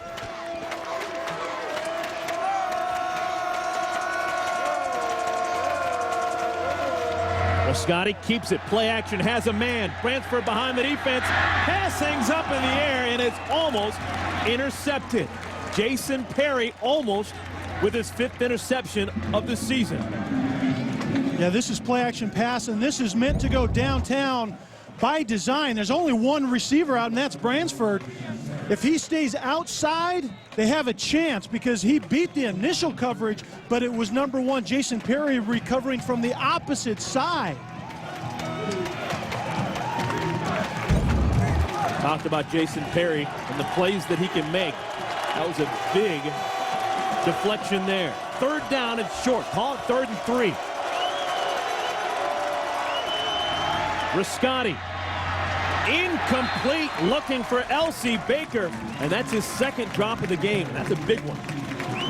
2 drops, and the only 2 times that Riscotti has gone to Baker, and Baker is that big play wide receiver for this football team. That's another reason that this offense hasn't sustained drives and kept things alive, even though they haven't had many opportunities. So this is going to be an unusual sight. This is the first punt of the game for either side. Jason Pritchard to punt to Jason Perry. Perry with one punt return for a touchdown on the year. He's not going to go anywhere fast for this one. He calls for the fair catch and makes it at the 16-yard line. 33-yard punt, no return. And the Youngstown State Penguins, they do their job. They hold defensively and force a punt. See what they can do with the football when we come back. Have the football for the first time here in the second half. They're up by 3, looking for more. This is the first time in the playoffs for Youngstown State since 2000. Zetz throws on first down, and he keeps on keeping on. T.J. Peterson, another grab, and a big pickup, 16 yards for the Penguins. Well, in the first half, the Penguins were undaunted offensively. They had the ball 4 times, and they scored all 4 times. And that's the reason why they're willing to throw on traditionally run downs for this style of offense, and Zetz has been absolutely off the hook tonight. If they were going to make a movie about the first half of the Penguins, it would be called March of the Penguins. They were unstoppable. Left-hand side, nothing doing at all. Marcus Mason is pushed out of bounds for a loss. Isaiah Doughton-Carter with the tackle for loss. You know, when I talked to head coach Mickey Matthews, he said that we're worried about Zetz's throwing ability. I didn't really take him seriously, but you can see the last 3 games haven't been that productive. That's the games that I watched on film. I'm like, I don't understand why they're that worried about throwing, but you see why tonight. When you put the body of work together, this young man can throw the football. His season high is 208 yards through the air, so he's almost there. Second down and long. Zetz throwing off that good arm. There's a flag on the play. Pass is complete. Good enough for a first down. Should it hold up? That's T.J. Peterson with what would be his 8th catch, but I'm not sure that's going to stay. The way that flag was thrown late, it was almost like there was a lineman downfield, because the line judge waited for the ball to be thrown to determine whether it was a penalty or not.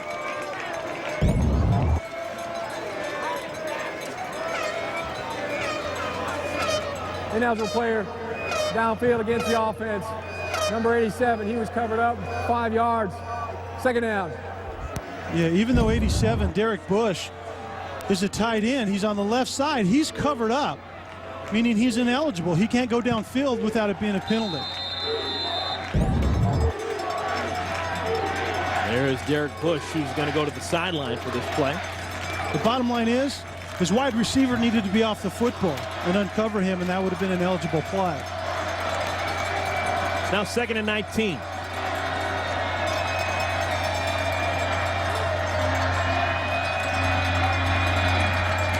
Zetz under pressure. The blitz is on. Keeps it himself. Makes a nice move and dives out to the 35-yard line.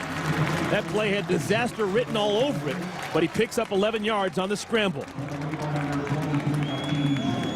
Well, log on to your new online source for all things college sports, ESPNU.com. This online gateway will connect you to all the college sports content from ESPN, combining the latest news with an expanded collection of new exclusive material, scores and columns. That's ESPNU.com. We are college sports.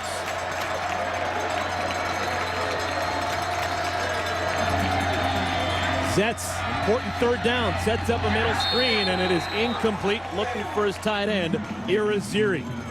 So, Youngstown State will have to punt the football away. That's their first punt of the game. You know, the difference was, Eric, it was 3rd and long. Even though Youngstown State wanted to throw the football in the first half, they were able to throw the football short because they were in those manageable down and distances. That's when James Madison comes after the passer in 3rd and long.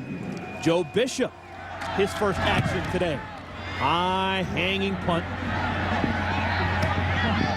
Their catch is made for by L.C. Baker at the 26-yard line. So both teams, after a fantastic offensive first half, have to punt here in the 3rd quarter. The fearsome beast. We talked, Kelly, just a moment ago about how both teams need to figure out defensively how to stop one another, and so far so good here in the third quarter. Yeah, we saw the effectiveness of the punters for the first time, right? But I think the better adjustment right now was made on Youngstown State's defense. They were bailed out, James Madison was, because of the penalty on Youngstown's offense. Holloman not going too far too fast. He's brought down with a negative play. He loses a yard. Let's go back down to Janine. Janine, what do you have? Well, Eric, you may be noticing on the sidelines, one of the assistant coaches is in a wheelchair. That is Clayton Matthews, Mickey Matthews' son. He coaches the wide receivers and the kickers. He was paralyzed in a car accident 3 years ago. He's a former quarterback and kicker at James Madison. He's 24 years old, not letting his disability get in the way of his career. And I'll finish after the play, guys. Okay, Janine. That was the first negative play of the game for James Madison. L.C. Baker gets the ball out in space, and he's pushed out of bounds close to the first down. Janine, continue. Yeah, Eric, you know, he works the same 6 a.m. to 9 p.m. shift as the other coaches. He goes on recruiting trips. He drives his own car. And Mickey Matthews said, you know, it's just so rewarding to coach with him. He's such a good teacher on the field. The kids see him as a coach, not as a guy in a wheelchair. And I can tell you from watching him on the sidelines here, he's quiet when he's in a chair. But when he calls his guys over, they listen to him extremely intently. Thank you, Janine. That's a great story. A third down and 1. And they're going to get it and then some. Nice carry. James Madison riding those broad shoulders of Holloman for the first down. Chris Golfer finally brings him down, but not before pickup of 8. And the last couple of plays is really what we expected out of James Madison now that they're finally getting the football back. A quick screen to Baker, their playmaker, find ways to get number 3 the football, and then Holloman in a lot of different positions, slashing, getting to the edge quickly.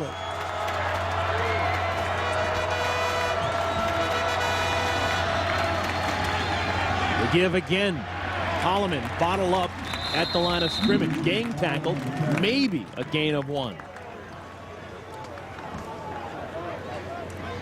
Well, we talk about the experience for James Madison. They won this whole ball of wax in 2004, riding that man's shoulders. Yeah. He was just a sophomore back then, but Riscotti now back for his senior year, and there's whispers around the James Madison campus that he's got pro potential. Yeah, we haven't seen much of it tonight because he hasn't been in throwing situations a whole lot, or on the field at all for that matter. But on tape, this guy definitely can make every throw that you need to make at the next level. With time, Riscotti passes complete to his fullback, Will Patrick, his first catch of the game, and he's brought down after a pickup of 5. What you also see on tape is Riscotti willing to stand in the pocket. So many times, you understand as a quarterback, you have to wait until the last second. Sometimes you're getting hit as you throw the football. And then we see Will Patrick on the other end, the gigantic fullback. They list him at 255. If he's 255, yeah. I'm a $110. At some point in his life, he was 255. A long time ago. Third down. They need to get close to the 45-yard line. Just a 3-man rush. Riscotti with time. Pass is complete. Going up high and making the grab is Bransford. Pickup of 10, and the chains will move. Bransford, number 8, is the guy who's had a little wiggle room. Youngstown State is aware of number 3, Baker. The crossing route right in front opens up the dig route or the end route behind Baker once Baker clears out the underneath defenders. And then Bransford makes a nice catch going up knowing that you're going to get hit in the back.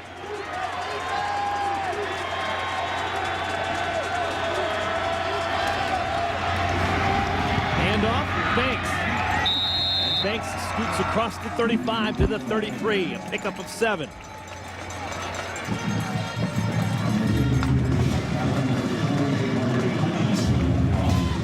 James Madison, he received an at-large berth this year to the NCAA Division I Football Championship. They are one of 3 teams from the Atlantic 10 to make it to this football championship, joining UMass and New Hampshire.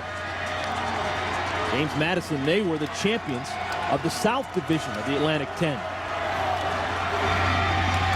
Outside handoff, and again, Banks slides through a crease and picks up good yards, a pickup of 6 and another first down. Well, you can catch a special edition of the NBA on ESPN tomorrow night. It's Elton Brand, Sean Livingston, and the LA Clippers taking on Carmelo Anthony and the Denver Nuggets. Can the Nuggets regain their winning ways and defeat the team that knocked them out of the playoffs last spring? NBA Sunday Special Edition on ESPN at 8 Eastern Time.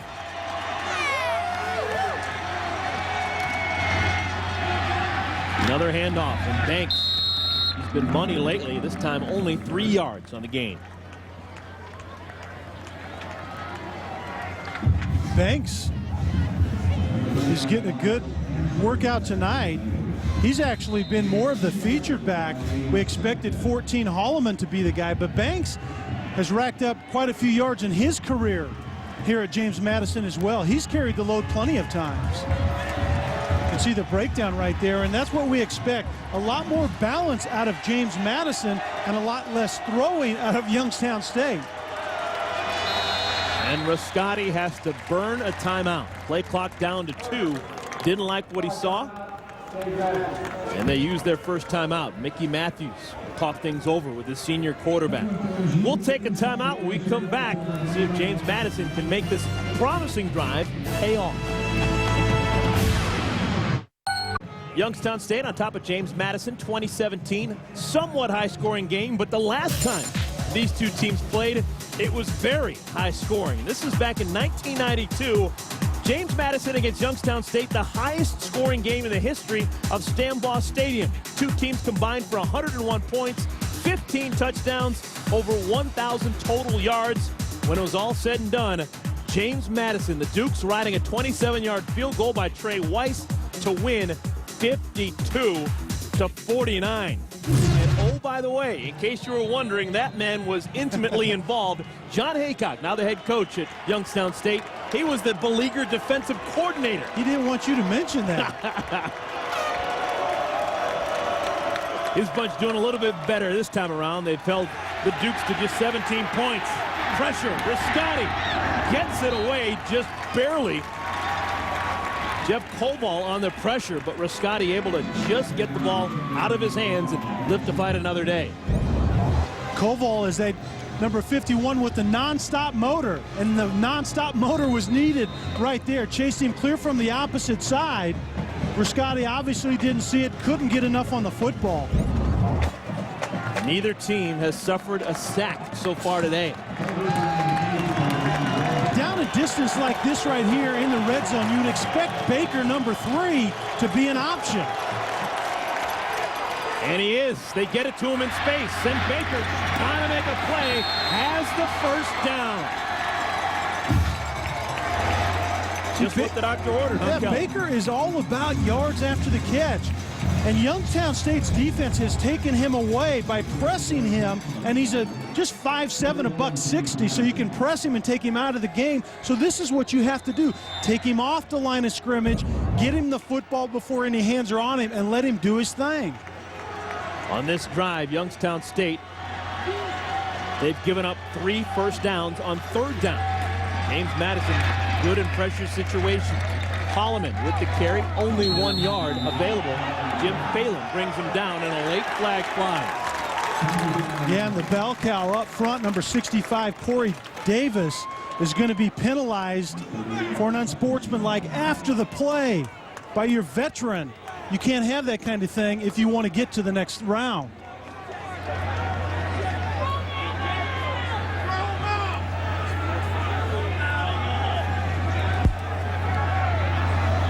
It may be offsetting, but the other question is, if it's a blow after the play is dead, do they actually potentially kick him out of the game? I mean, how would that be? Your left tackle that has been there forever and the guy that you want to run behind. Be interesting to see if they might do offsetting, because 51 Koval was involved in the mix as well. Taking some time, making sure they get this call right. There are 2 fouls on the play.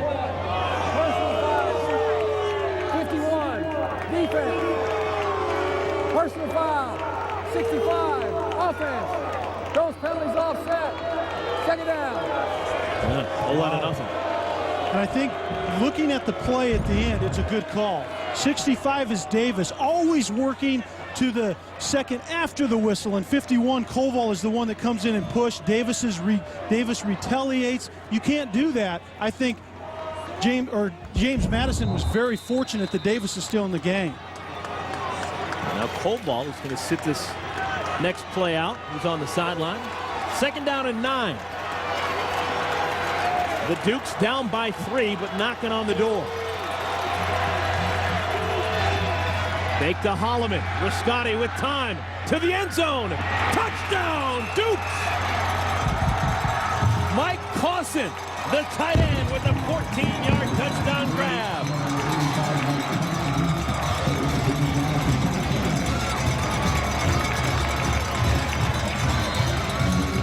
That is the second big catch for the tight end Cawson. Just a redshirt freshman, but that grab takes the lead away from John Haycock's Penguins.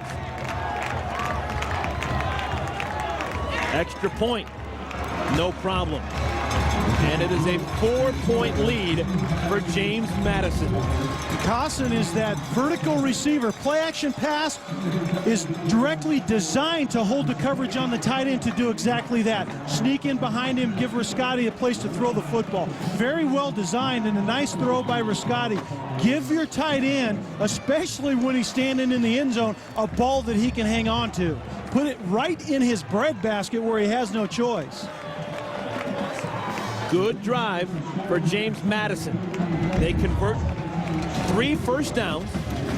And when it's all said and done, Riscotti passes 5 times, 6 yards, picks up 50 yards of their 73 through the sky, and they get 7.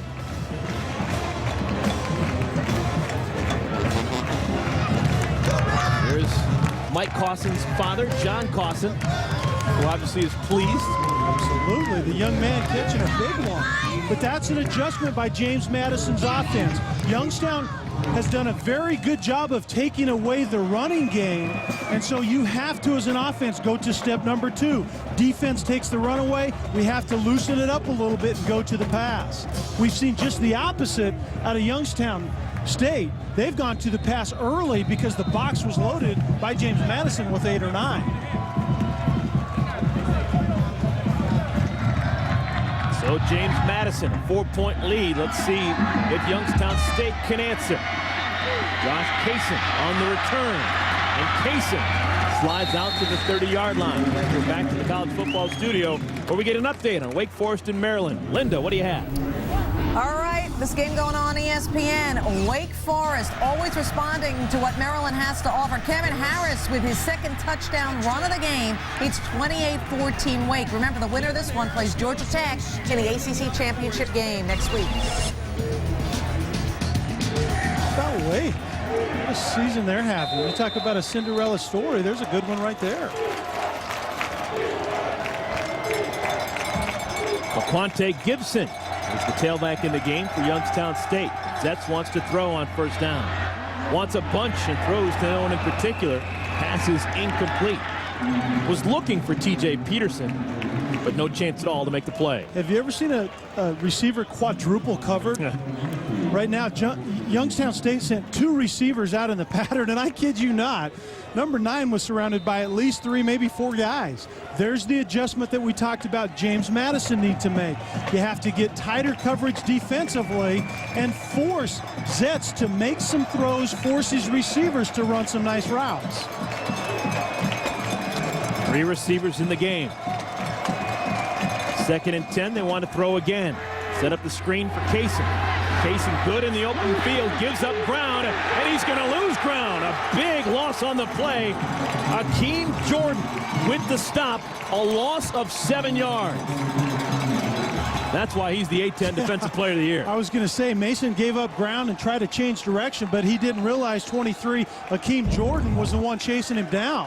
Has speed to burn himself. Get the ball out quickly, get blocking out in front, but don't do this when number 23, Jordan, is chasing you. He has the speed of a running back. So it's now 3rd and a bunch. Call it 3rd and 17. They need to get to the 40. Zet's pocket collapses, moves to his left, throws it up for grabs, has a man. Incomplete, looking for Kaysen, and the ball is knocked away. Adam Ford, good defensive coverage. McGee doing a nice job, I think, at the end of this play. Find the ball in the air, go up to the highest point. Do not let the receiver come over your back, and in the end, the receiver becomes the defender. But it all started being down and down in distance, and then James Madison doesn't give the quarterback time to throw the football. So 2 possessions, 2 punts for Youngstown State, but a flag before the punt is kicked.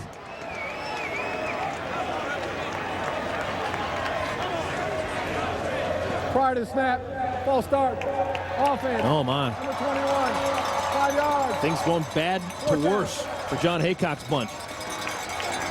And we made the comparison between Haycock and Tressel, which he would like to get past, by the way. But that's a Tressel mark as well. His teams don't make mistakes like that. Pre-snap penalties, and Haycock preaches the same thing.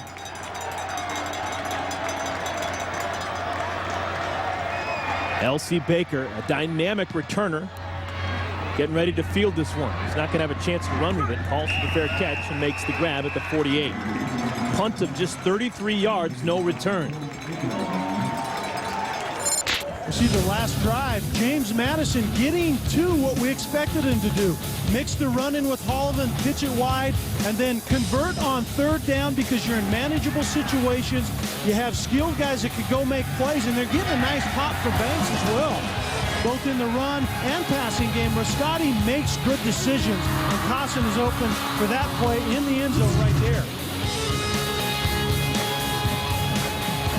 There's the big play guy, L.C. Baker, lining up wide right. 1st and 10, and Rascati wants something. Keeps it himself. And Rascati showing good wheels, gets out close to 1st down yards, a pickup of 9. Well, with more on Rascati's main man as a wide receiver, let's go down to Janine. Well, Eric, you can see from these Dukes that they just have such a sense of fight in them this evening. And wide receiver L.C. Baker summed it up best when he said, "We feel like we let a lot of people down last year when they didn't make the playoffs."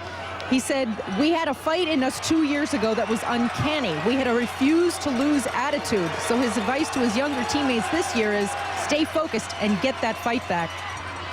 Thank you, Janine. Inside running, Holliman. Good rush out to the 30-yard line before Vince Gliata brings him down, but a pickup of 12 yards.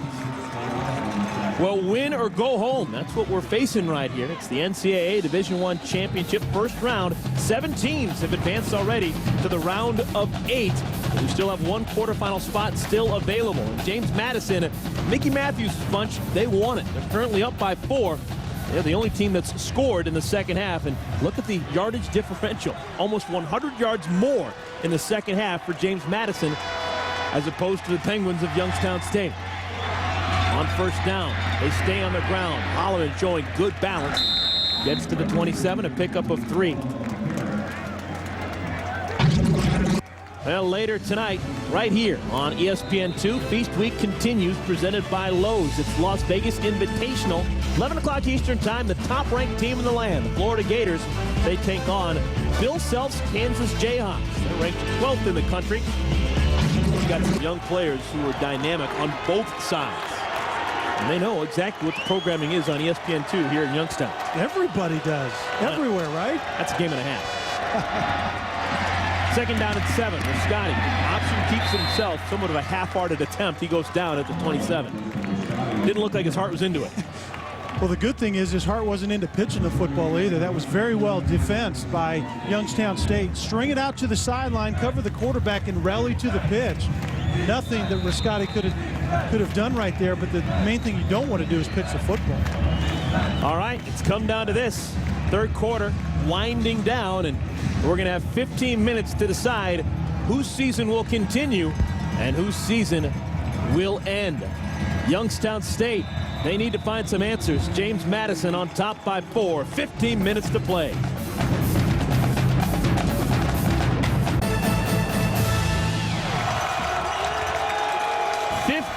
minutes remain. The winner advances to next week's quarterfinals to take on the Illinois State Redbirds. The loser, their season is over. Third down at 7. James Madison. Rascotti, he can run for it. First down and more. Rascotti, touchdown, Dukes.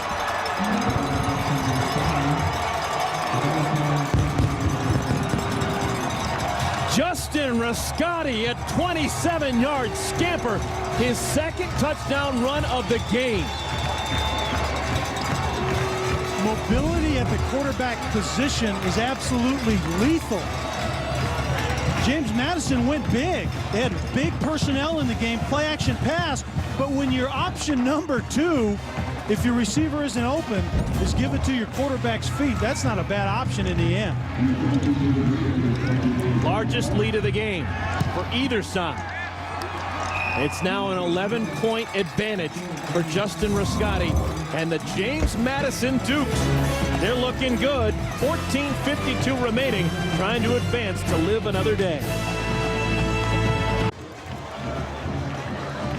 James Madison on top of Youngstown State by 11. Justin Rascotti, the quarterback, he's been the difference. And, well, Youngstown State head coach John Haycock knew he'd be trouble.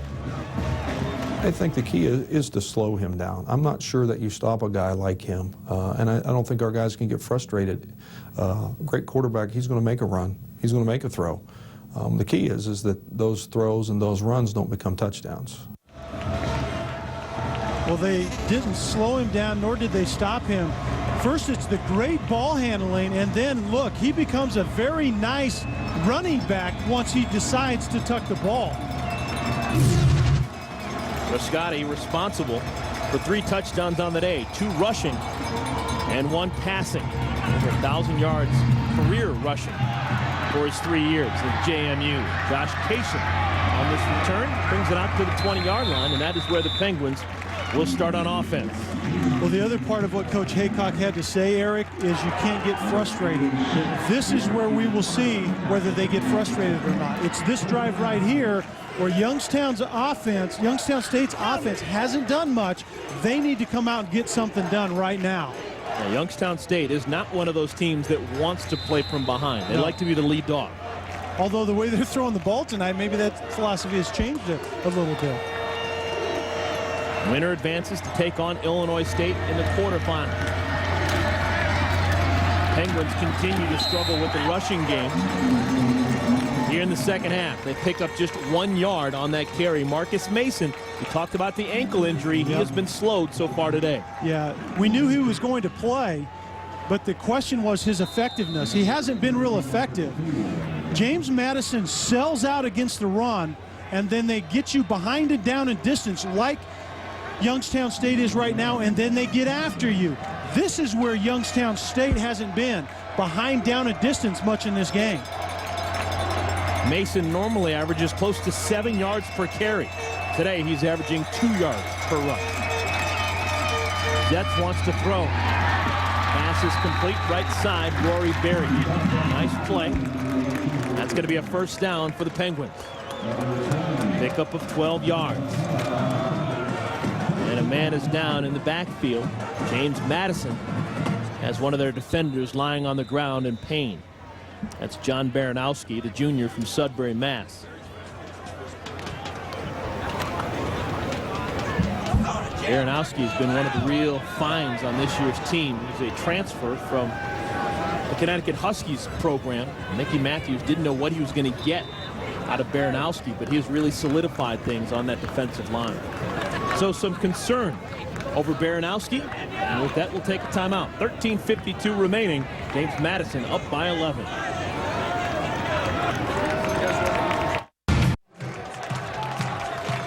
Now John Baranowski, a little bit gimpy, but he's able to make it to the sidelines on his own power. He's replaced by Sam Daniels on that defensive line. First down and 10. Youngstown State, they stay on the ground. Mason, pickup of just 3. And Mason came into today's game averaging 166 yards per game. With those 3 yards, he's now got 43. Yeah, 43 tonight. And you can tell even in that shot we just saw him walking back to the huddle. he's not walking very well, let alone run. I mean, he's obviously tougher than you and I are, but still, that's a tough task. His lowest rushing total on the season for one game was against UC Davis. And he ran for 99 yards so far today. He does not have a run longer than 8 yards. Pass complete right side, close to first down yards. That's Kaysen who makes the catch. Take a look at this. Number 20 at the top is McCollum. He has a bad will himself. You can see it right there in that softness. My philosophy is if you can't do what the defense calls for, you can't be on the field, because right now Youngstown State is going back there time and time and time again. All right, 3rd down and 1. What's the play call here? You go conservative or you try and get a big play? I think you go conservative. You move the chains. They're stacking the line, and they're not going conservative. Zetz wants to throw for it. Flag is down on the field. Incomplete. Looking for his tight end going down the right side, Derek Bush, and we may have a holding call here. I believe you're going to have a holding call, and that's why you go conservative. Get another roll of the dice. There's still plenty of time left in this game. And it is a hold against Youngstown State. You know, and the thinking may have been at this point in time, maybe you go for it. On 4th and 1, if you don't pick it up, you go for the home run, and worst case scenario, you try to pick it up on 4th down.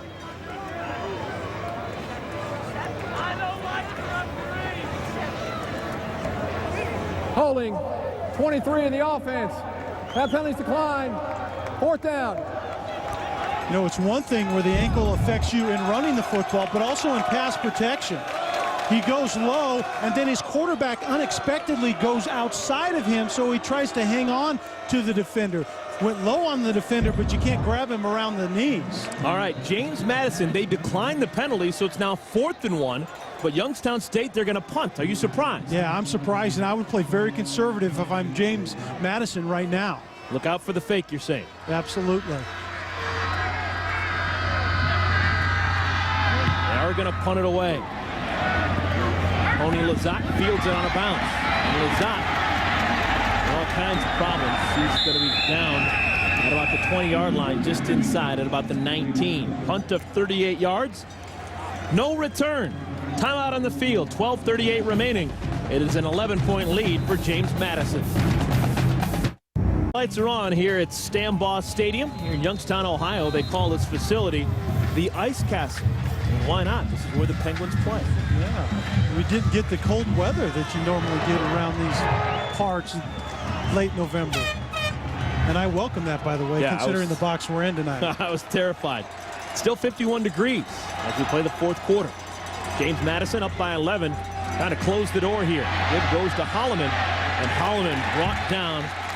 Good defensive play. Jim Phelan, first man in there to make the stop. Big old number 97. Loss of 6. James Madison in the shortening the game mode already. Keep the ball on the ground, but now, because of that negative play, they're most likely going to have to put this ball in the air. If you're going to run out the clock or start to milk the clock, you can't have minus plays.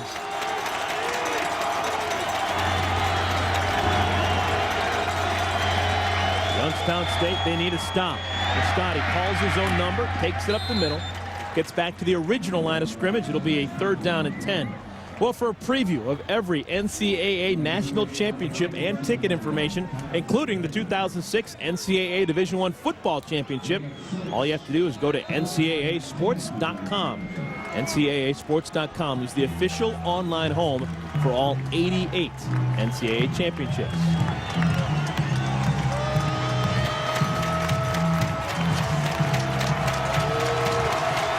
Gigantic play right here, mainly for Youngstown State, where Scotty cannot make a mistake deep in his own territory. Quick pass, left side, incomplete. Pass was at the feet of Ardon Bransford, and it's going to be a 3-and-out. Clock stops as the punt team comes on for James Madison. Not what Mickey Matthews wanted. No. Absolutely not. Didn't want to stop the clock and didn't want to be backed up punting the football to Youngstown State. I think it shows a little bit more confidence in your defense. James Madison's defense had played much faster, much better in the second half.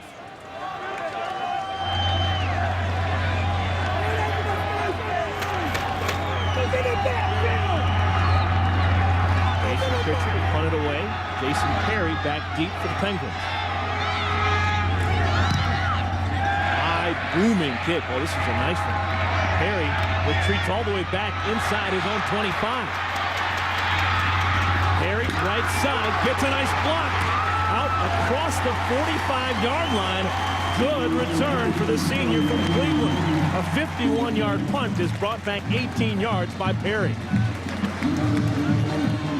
Well, a couple of days ago, Thanksgiving, both teams enjoyed their birds. For more on that, let's go down to Janine Edwards. Yes, and they enjoyed them in very different ways. Actually, the Youngstown State team broke up and they went to different homes of different families here in the area. But the James Madison team, they ate dinner together at the Spotswood Country Club in Harrisonburg, Virginia at around 2:30 Thursday afternoon. And then the seniors went to Rockingham Memorial Hospital to visit children. I'll finish after the play. Youngstown State, they need a score. Zetz wants to throw, has a man wide open. Peterson, his 8th catch of the game, all the way down to the 30-yard line, a pickup of 22. Janine, can you finish? So, Eric, the seniors then went to Rockingham Memorial Pediatric Children's Hospital to give away Thanksgiving gifts to the kids. They said they spent about an hour and a half there. And then yesterday morning at 9 a.m., they began their 6-hour journey on their bus to come up here to Youngstown with a stop at Haas's in Bedford, PA for lunch. Yeah, 6 hours. That's going to seem like it's a nothing trip if they could hold on to this 11-point lead. But that's in jeopardy right now as Youngstown State, a nice drive, trying to get back in this game. As we were seeing in that highlight, a nice play once again. Zetz throwing the ball in a must throwing down. Boxley clears out. Peterson comes underneath. Very well set up and executed.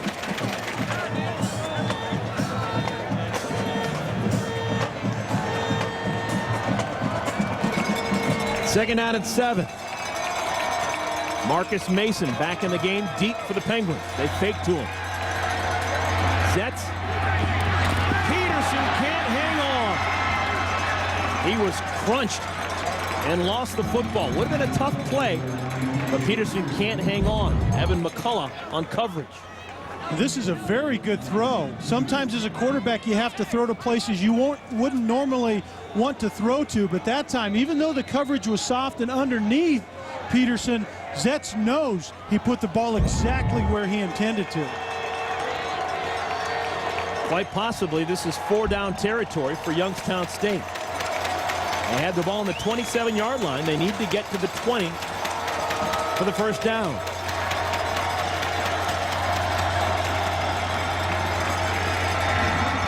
Zetz complete. Here is Siri, the tight end with the grab. Pickup of 18 yards. Watch Irizarry come across the middle. The defender right there is supposed to be Akeem Jordan, 23. Jordan got caught peeking into the backfield watching the quarterback when Irizarry was sneaking in behind him. You're in a zone, you have to cover receivers in your zone. This has been night and day, first half to second half for Youngstown State. 4 drives in the first half, 4 scores. Nothing so far here in the second half. Deke Eisen with the carry, a pickup of 3 on first down. We talked about it very early in the game. Red zone scoring is always important. Youngstown State is very good in the red zone offensively. They score a ton of touchdowns when they get down there, like 71%. So they need a touchdown, obviously, right here.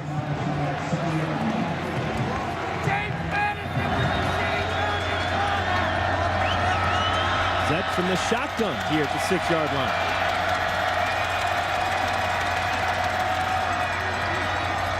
Rolls left to the end zone. Touchdown, Peterson!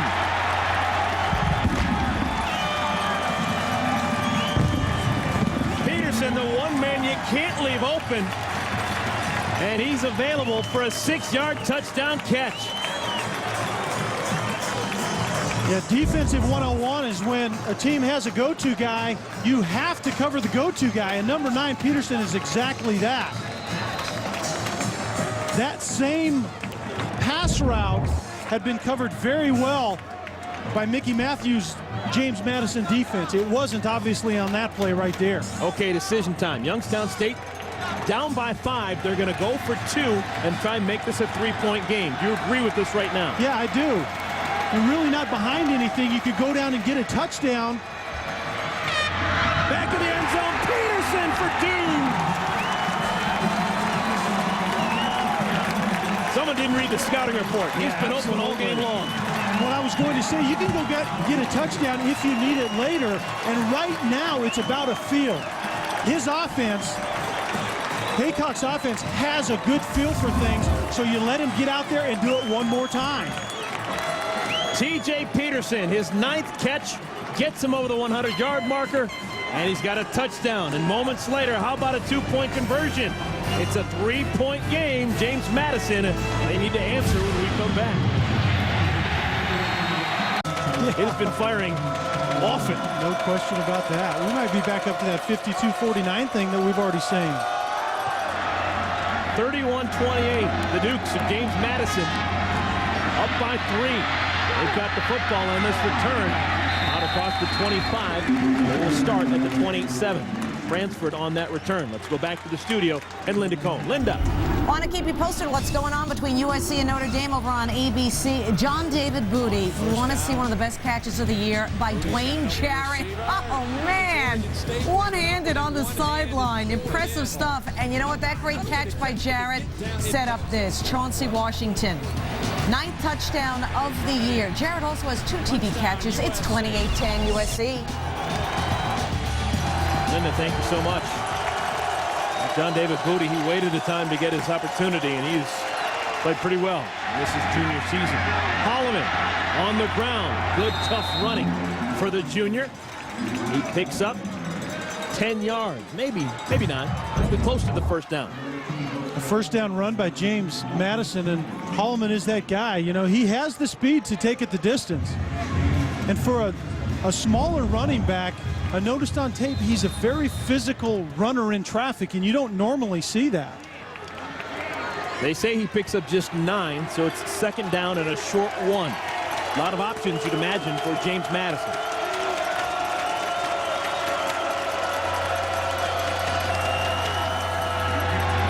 They stay on the ground with the carry. That's Alvin Banks, and Banks with an opportunity inside the 30. And brought down at the 21-yard line. Chris Golfer finally slows him up, but not before a pickup of 43 yards. Banks is supposed to be their versatile running back, not necessarily in the run game, but the run game and the pass game. But a very good job at the end, Eric, at staying in bounds. Every tick off the clock is very important to James Madison right now. Stay in bounds, keep the clock going. Longest play of the game for James Madison. Holloman back in the game. Banks getting a breather on the sideline. And they go to Holloman. The JC transfer lowers his head and gets down to the 16. Well, catch a special edition of the NBA on ESPN. That's tomorrow night. The LA Clippers. They go to Mile High City to take on Carmelo Anthony and the Denver Nuggets. Nuggets, well, they knocked off the LA Clippers in the playoffs last spring. NBA Sunday Special. ESPN at 8 Eastern time tomorrow night. Also available on high definition on ESPN HD. It's actually the Clippers that knocked off the Nuggets. I knew exactly what you meant. I was totally trying to fool you. Making sure you're paying attention, Kelly. Great job. Good stop defensively. Behind the line of scrimmage, Jeff Koval able to bring down Holloman. Also in on the stop was James Terry. Now, if you're running away from Koval, you have to do a much better job of sealing the backside. He's already demonstrated that he has the speed and the desire to chase down the football. You got to seal him off if you're running away from him. 3rd down and 5.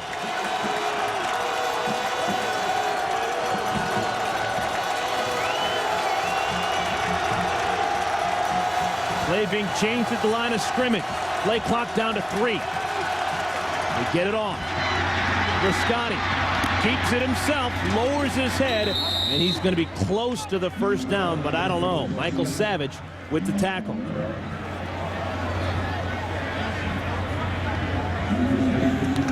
They're going to say he's short. Wow. It's fourth down. Okay, decision time here. First of all, you call a timeout probably and talk about it.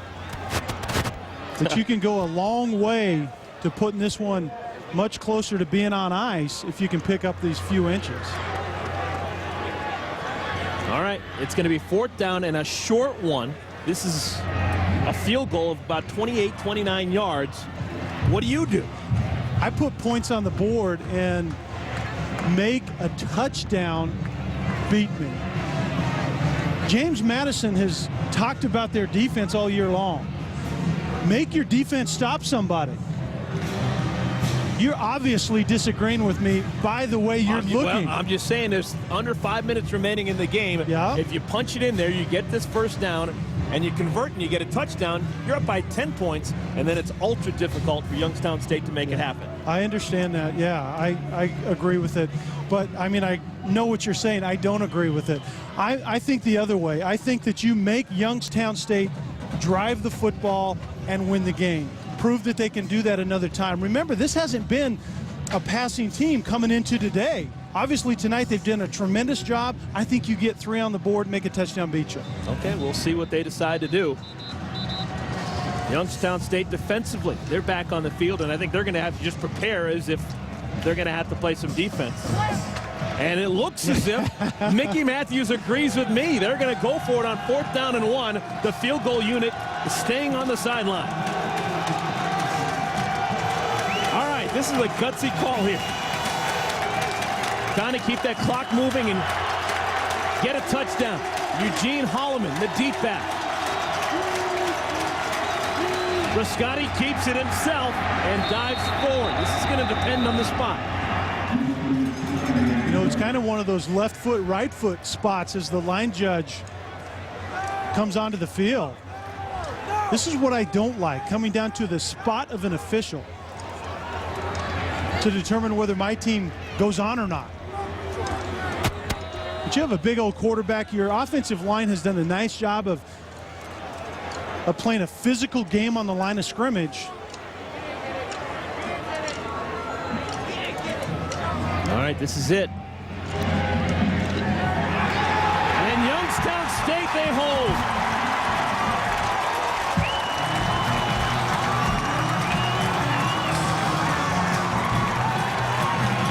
Well, there's really nothing wrong with your way of thinking until you have a play like this, Eric. And a big quarterback behind an aggressive offensive line. You really can't argue with that. If you're a team that expects to make a run for a championship, you need to be able to pick up 6 inches in the heat of the moment, and they just flat didn't do it. Well, momentum, in case you're wondering, it is on John Haycock's side right now. Youngstown State, they could have been knocked out, but they're back up off the mat and down by just 3. Zetz wants to throw on first down. Passes high, looking for Derek Bush. But this is what Youngstown State is going to have to do again. Make plays in the passing game. You can see the nice play by the tight end, number 81. The quarterback on the move. Zetz gets it into the end zone. And if you're James Madison, you may want to find number 9 in red and try to cover him on this drive. Youngstown State, they have 3 timeouts remaining. Haven't had to burn one so far in the second half. Blitz is on. Zetz, throws deep, incomplete. Looking for Barry. It's 3rd and 10.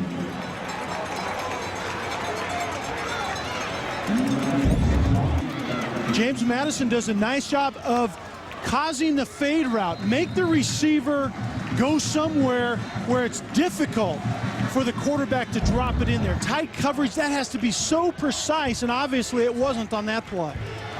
Do you have to get 10 yards here, or is this already 4-down territory and you have 2 downs to play with? No, you don't have to. Yeah, you have to pick up the first down and you punt the football. There's still time on the clock. You still have time to get another possession. Flag flies, and this is going to be a procedural call against Youngstown State. They took too much time. The play clock expired. Wow. Prior to snap, delay a game. Offense, 5 yards. Still third down. Wow. That's huge, but a quarterback has to be decisive in situations like that. So does the offensive coordinator. Get your play in, get your team to the line of scrimmage, and give them a chance to be successful. Now it's a much more difficult task. 3rd and 15. They need to get out to the 22-yard line. And the key matchup is down at the bottom of the screen. Number 9, Peterson, on number 20, McCullough. Zetz from his own end zone. Throws. Peterson with the grab. Peterson beat McCullough, and they pick up the first down. A throw and catch of 31 yards. I don't want number 20 McCullough with a bad will on the go-to receiver in this situation. Flip the sides of the field and put a different corner on number 9 Peterson. But in the end, mark the throw of Zetz. That is a championship throw right there in that situation of this game. Clock running. We're below 4 minutes remaining. Winner takes on Illinois State in the quarterfinal round. Zetz, a check down, tried to get it to the tight end Irizarry. Nobody home. But Eric, there is still a long ways to go to drive this football. In this situation, a lot more pressure, a lot more ways to mess it up. There's still a long ways to go right here. Zetz and his receivers are going to have to get it done again. And protection. Right now, James Madison isn't getting any push with the front four. Expect them to bring more linebackers and out of the secondary somewhere on this drive. 2nd down and 10. Zetz wants to throw. Here comes the pressure. Pass is complete. Berry with the grab. Pickup of 11 yards. That'll move the sticks. Another first down. Impeccable timing. James Madison is bringing pressure, but good timed routes and nice throws always beats pressure.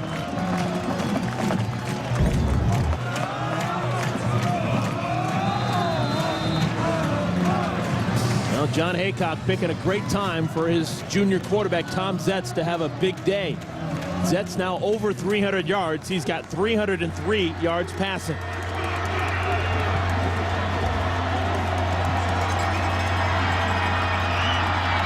They make the handoff. Is the catch made?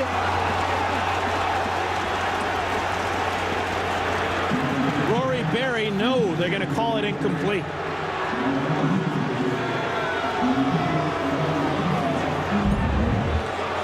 He clearly gets knocked out of bounds after the catch, or maybe the officials are saying that he didn't have control of the football. He certainly didn't have a foot in bounds. And there's some nice coverage. Lazat, the safety, a very good safety, going out on the edge and playing corner. In case you're wondering, there is no replay in the NCAA Football Championship subdivision. Pass is complete out of the backfield. Gibson with the catch and run. Pickup of 4. Hakeem Jordan with the stop. Already 2 teams from the Atlantic 10 have moved on to the quarterfinals. New Hampshire and UMass. 2 teams from the Gateway Conference have moved on, in Illinois State and Southern Illinois.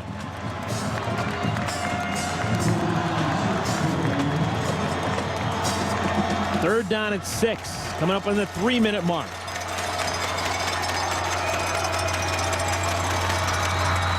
Here comes the blitz. Zetz sets. Interference is going to be called. Peterson is hit from behind by McCullough.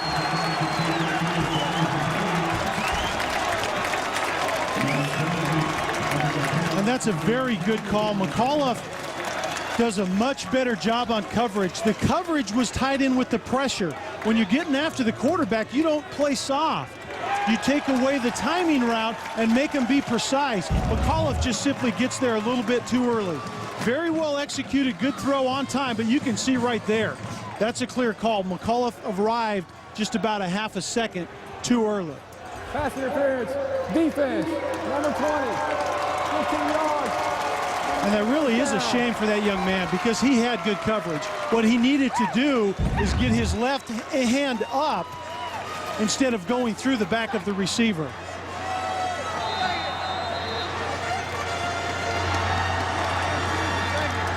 So, first down and 10, ball placed at the 33-yard line.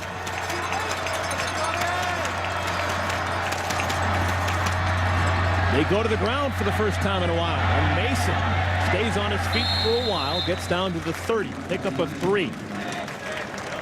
Went to the ground, Eric, because I think at this point in time, we're approaching 240.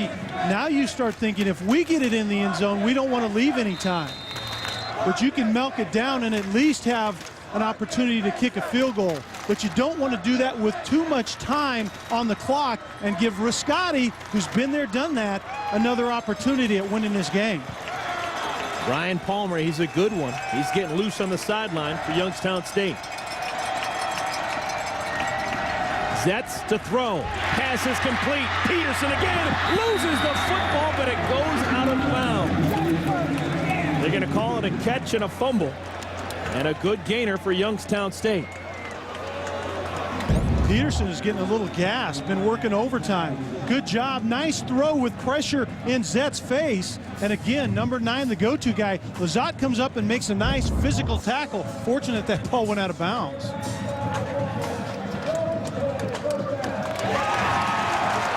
It's enough for a first down. Peterson, the numbers starting to pile up for him. 11 catches, and that doesn't include the catch that he made on the 2-point conversion. He has been a huge part of this offense for the Penguins. Well, we'll see if James Madison can adjust the coverage right now to him. Even though Madison is playing zone, you have to squeeze that zone to their go-to guy, number 9. Mason with the carry. Stood up.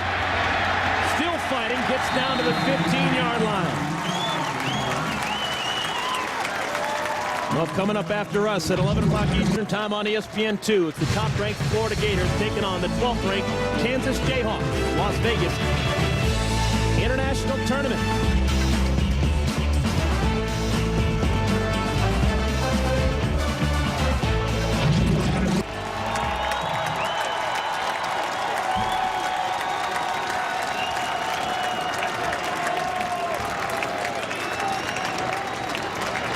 Timeout is called.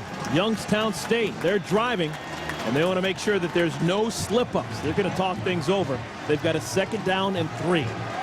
Kelly, you've been in these huddles right now. What is the emotion? What are they talking about? What's the strategy for the Penguins? Well, first of all, that's objective number 1 for the coach is there is a lot of emotion. So you have to make eye contact and get the attention of the guys that you're trying to coach. And what you're telling them from an offensive standpoint right now, worst case scenario, where we are in the field, we line up and kick a game-tying field goal.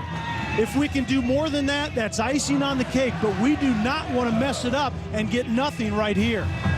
In a situation like this, Youngstown State, do they want to leave it up to a field goal kicker? A lot of things can go wrong with a snap, with a hold, with a kick. Oh, absolutely. I mean, in an ideal case scenario, you don't want to do that because you're right. There are a lot of moving parts that you just mentioned, and any one of them can go wrong. And then in the end, the field goal kicker can just get the yips and yank one. You don't want to leave it up to the kicker, regardless of how good he is. So they'll try to get in the end zone, but you always do that with the quarterback in particular, knowing the worst case scenario, we have an opportunity to tie this game up.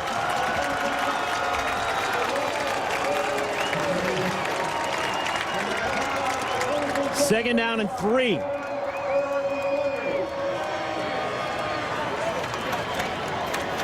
Youngstown State still with 2 timeouts remaining. In case you're wondering, James Madison, they have just 1 timeout. They had to burn 2 earlier in the second half. Hand off to Mason. First down and more. Pushed out of bounds inside the 10.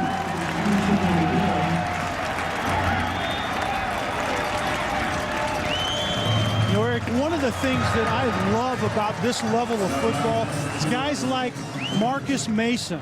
He has a bad will. He's been hobbling all around the field, but 2 plays in a row now. It was the second effort on the play before, and then they give it to him again, and you wouldn't know the young man is hurt. They're going to the guy who got him in this position, number 23, Mason. That was his longest run of the game, a 9-yard run. Pushed out of bounds, so the clock is stopped. Peterson, the man in motion. They give it again to Mason. Inside the 5 to the 1.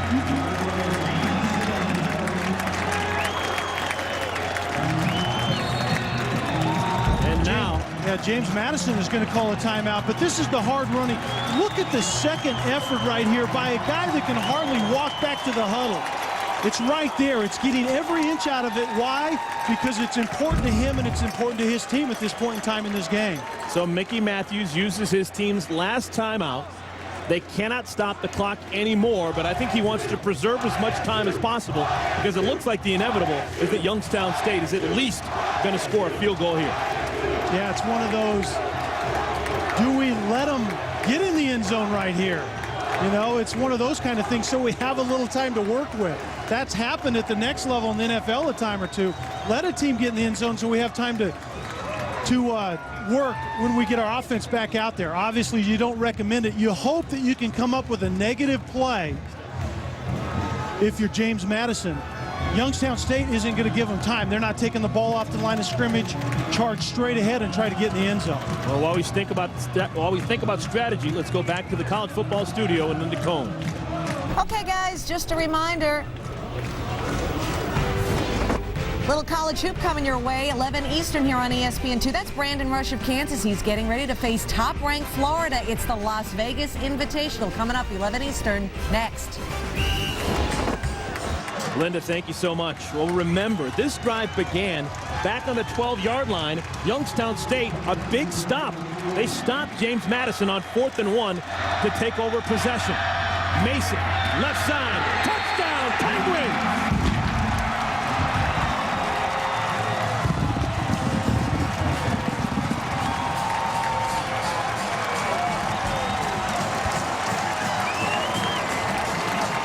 An 88-yard touchdown drive. That's what champions are made of. And Mason carrying the load. Can't hardly walk back to the huddle, but give me the ball and let me get it done. Number 23 has done that all year long. 88 yards and 329. Palmer, the extra point, up and good. And that was a pivotal extra point because instead of a 3-point lead, it's now a 4-point lead. Youngstown State, they did their part. James Madison, they've got a little over a minute to keep their season alive. Winner of this game moves on to take on the Illinois State Redbirds in the quarterfinals of the Division I football championship.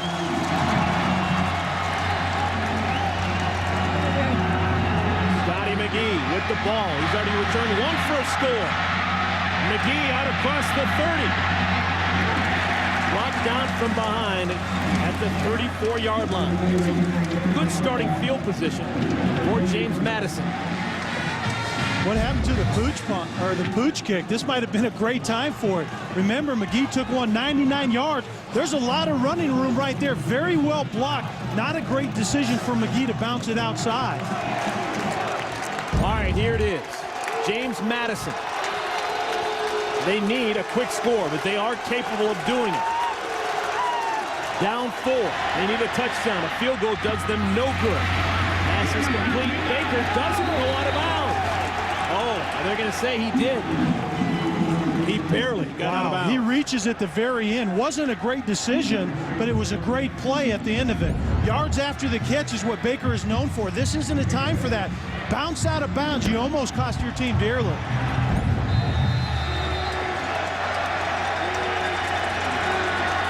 .47 seconds remaining. Rascotti with 5 receivers in the pattern. Pulls it down, takes it himself. First down and more. Eyes in the back of his head, gets out of bounds at the 46-yard line. Good run by the senior. Pickup of 12 yards. Yeah, picks up the first down. He likes to keep the play alive and keep his head downfield, but when he becomes a runner, he's a very good runner. You talked about eyes in the back of his head. If he didn't see that defender, he was going to get knocked out. That defender was peeling back, and right at the very end, Riscotti caught eye of him. That play took off 11 seconds from the clock.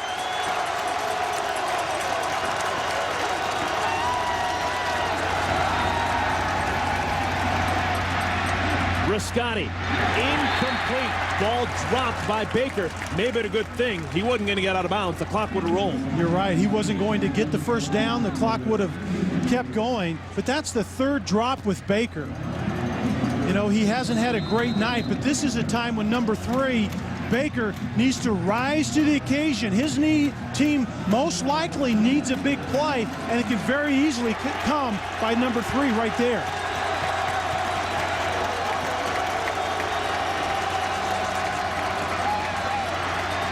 Riscotti, incomplete. This time looking for D.D. Boxley. 3rd down and 10. Wow, when you want to win a championship, you have to make plays like the one before and like this one. Right at number 82, Boxley, you have to come down with that convert. Obviously, in this time of the game, you have to keep moving the chains.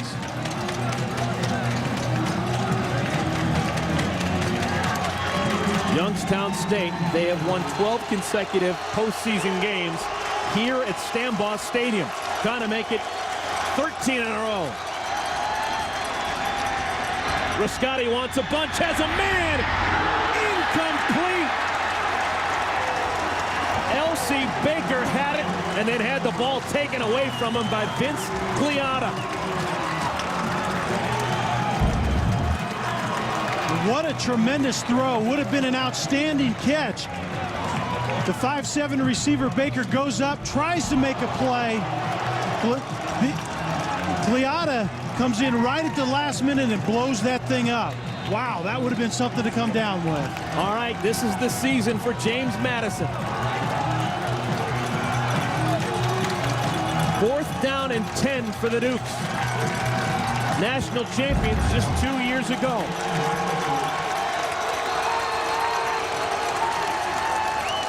And a timeout by Youngstown State.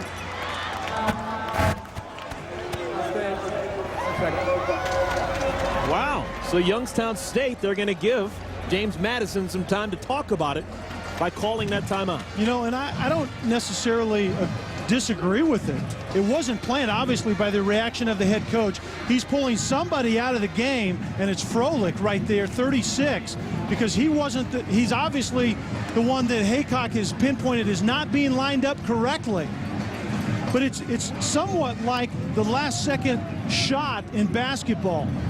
You let the teams take the floor. If you have a timeout, you see what the offense is going to do. You call a timeout, and maybe you can defense it just a little bit better. It was obviously unintended the way Haycock is getting in Froelich's grill on the sideline.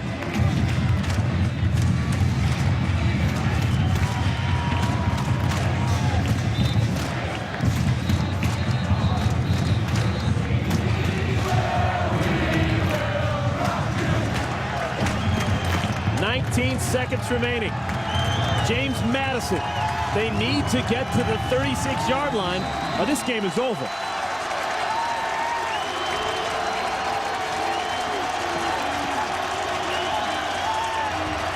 Riscotti with time. Still with time. Wants to run for it. Needs the 36. He's not going to get there. And that'll do it. Youngstown State, they won't even need to snap the football.